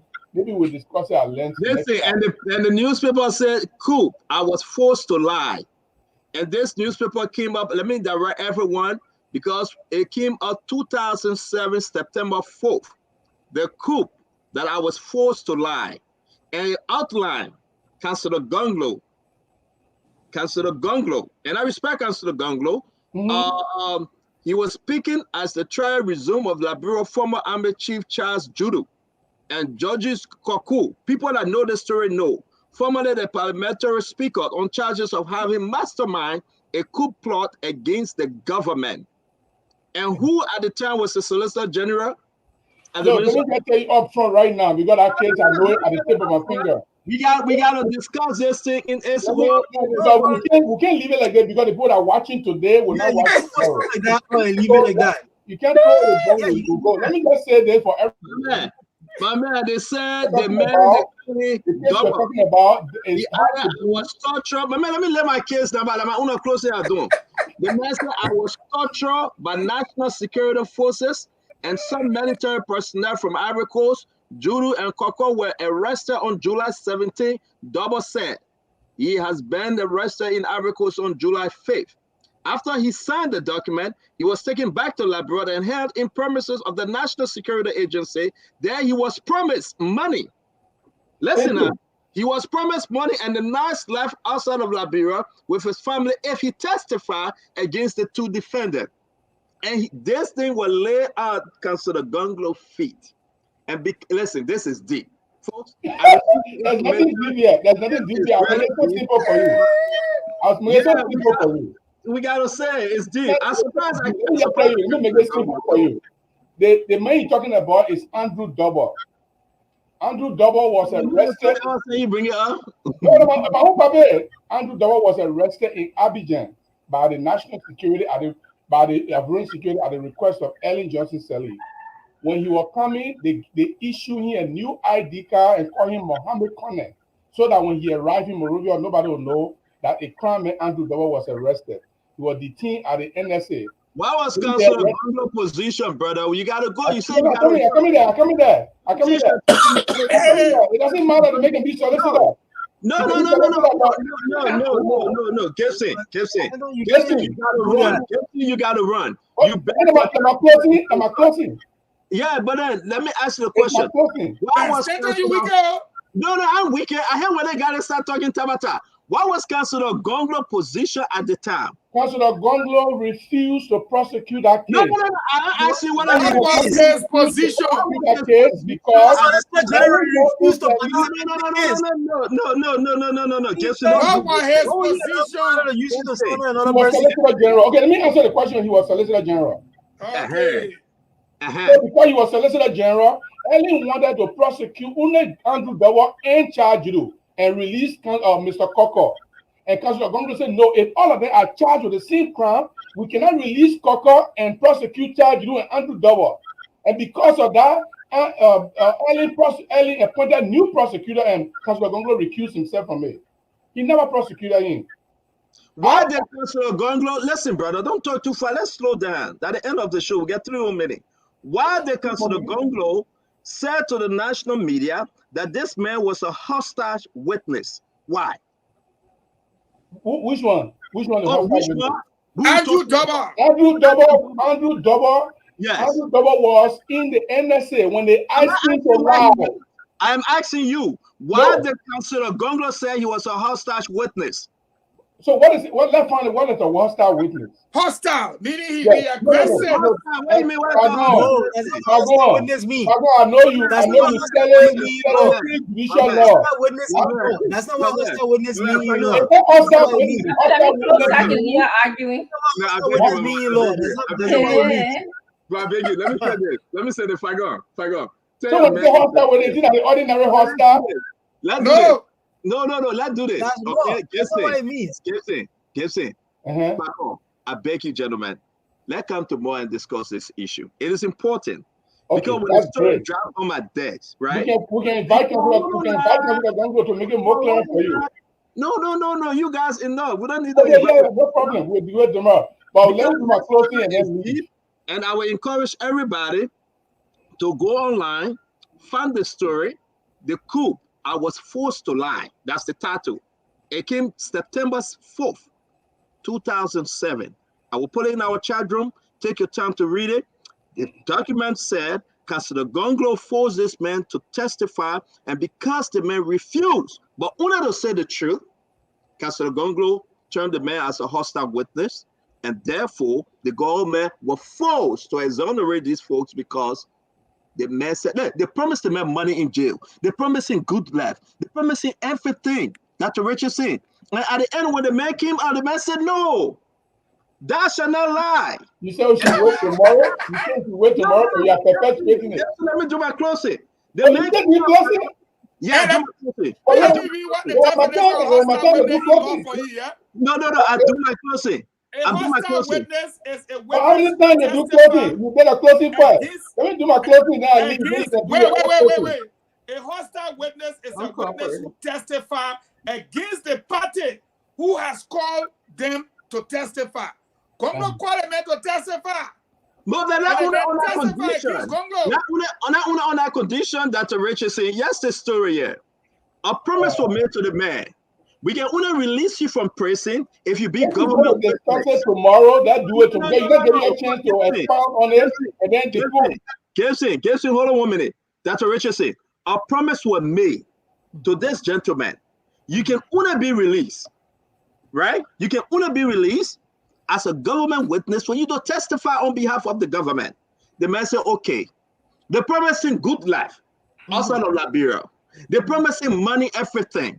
Because the order to nail, the order defended. When the man came, the man had a vision. The Spirit spoke to him. And the man said, thou shalt not lie. I will say nothing but the truth, so help me God. And the man said it. Councillor Gonglo, as it said in the paper, listen, not me. I say, as it said in the document, Councillor Gonglo was so frustrated, he told Madam Salif, this man is a hostile witness, and therefore, we need to exonerate all of them. And that's it. We will have this story tomorrow because I thought from my end. You cannot say you have it tomorrow, you're perpetuating the story, and you're not allowing us to speak because when the people who are listening now, Okay, let me do my closing. First of You all, you finish closing. No, I'm closing. You say you gotta go. I never say anything. I never say anything. Let Dr. Richardson go first. Let Dr. Richardson go. Let me do my closing and go. Let Dr. Richardson go, my man. With me first. Let Dr. Richardson go. It's a sad day for Liberia. It's a sad day for the justice system. It's a sad day for, the victim of, the family of Dora Musu Scott. It's a sad day for our democracy. I cannot believe that the police took 4 months to investigate this case, and then they went and arrested her or brought her in their custody, and then held her for almost 48 hours and couldn't charge her.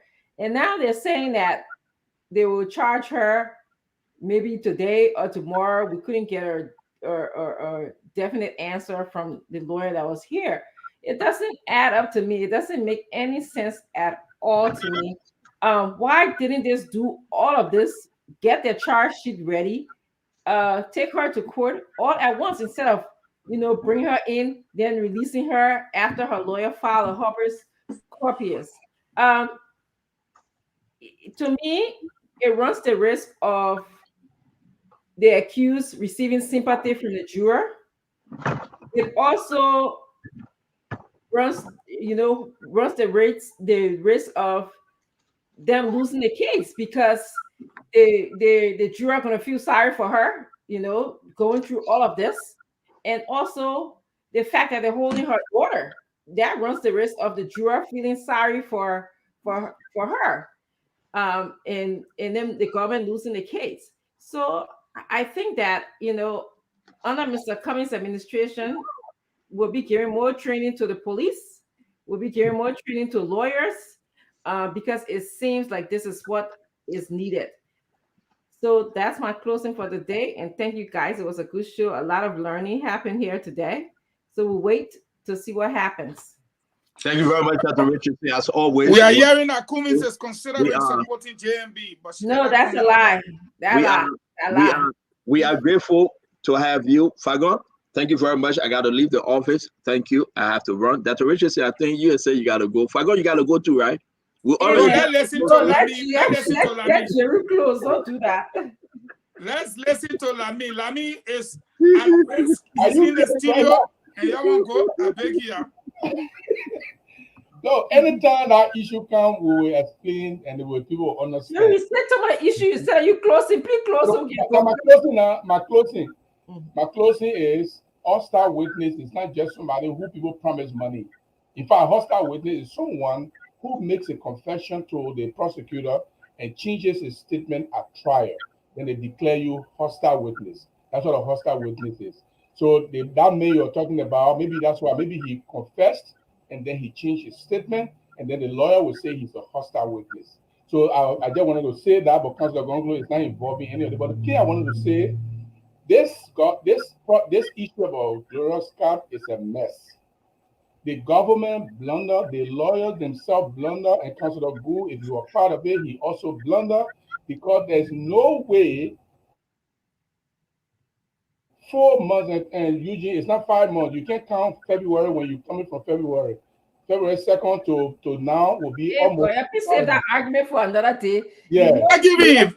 February 2nd. You can't count February again. Because it happened in the whole of February. February they investigated. No. March they investigated. April they investigated. June. So that I'm using the month. Okay. Come on, shout out, man. Let me come out. You will run away. I will teach you. Let me come out closing. So look, I want us to stay on this story. Let's discuss it more and more, so that it will be, there's something in the Liberian media that they need to do, following up the story. Most of the time they just talk about the story and they're leaving one time and then it die a natural death. I hope this story should not die a natural death. Let's keep talking about it even until the verdict is given or acquittal is given at the end. Thank you. Thank you very much, sir. We appreciate you. I will close by saying that we have to be careful not to be used by other people to slander anybody. The story that Stanton referred to, there's nothing in that story that says Councillor Gonglo was part of that case. It says justice authorities. Councillor Gonglo was the Solicitor General at the time, but he did not participate in that case for reasons that he stated to the government. So to allow somebody to come and say Councillor Gonglo tortured somebody and made a person to lie and promise a person money, I mean, you know it's not true. So to perpetrate that kind of slander is absolutely wrong. Let us not play politics with serious things. It's the Liberian people's lives we're talking about here. The livelihood of people, hundreds of thousands of people out there tonight hungry. We should not play politics with their lives by allowing people to use lies to slander another person. On the issue of this case, we have to stop speaking in our echo chambers. When there's law issue, it's law issue. Not everybody that will understand the legal technicalities.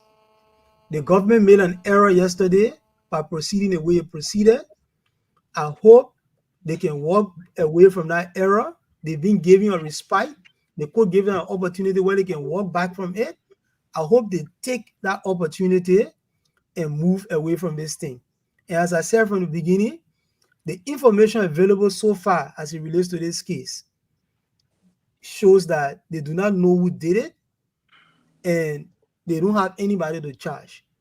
They should continue the investigation so that they can find the actual people who may have done the crime and they can hold them responsible. Murder does not have a statute of limitation. And the fact that murder does not have a statute of limitation, you can say we're trying to rush to close the case. No, don't do that. That's investigate, find the proper people, make sure you have an airtight case and you bring it. You don't want to bring a case at the end of the day that you will lose and then people keep on saying that you're losing all the cases. So I will stop there. Let us try our best not to slander people because other people want us to slander them. Thank you very much. Have a very good night. So before we say bye, we want to say, folks, the gentleman that coming on tomorrow, what's his name? That Rich is in. Let's run there and announce it real quick. We have this gentleman coming on tomorrow.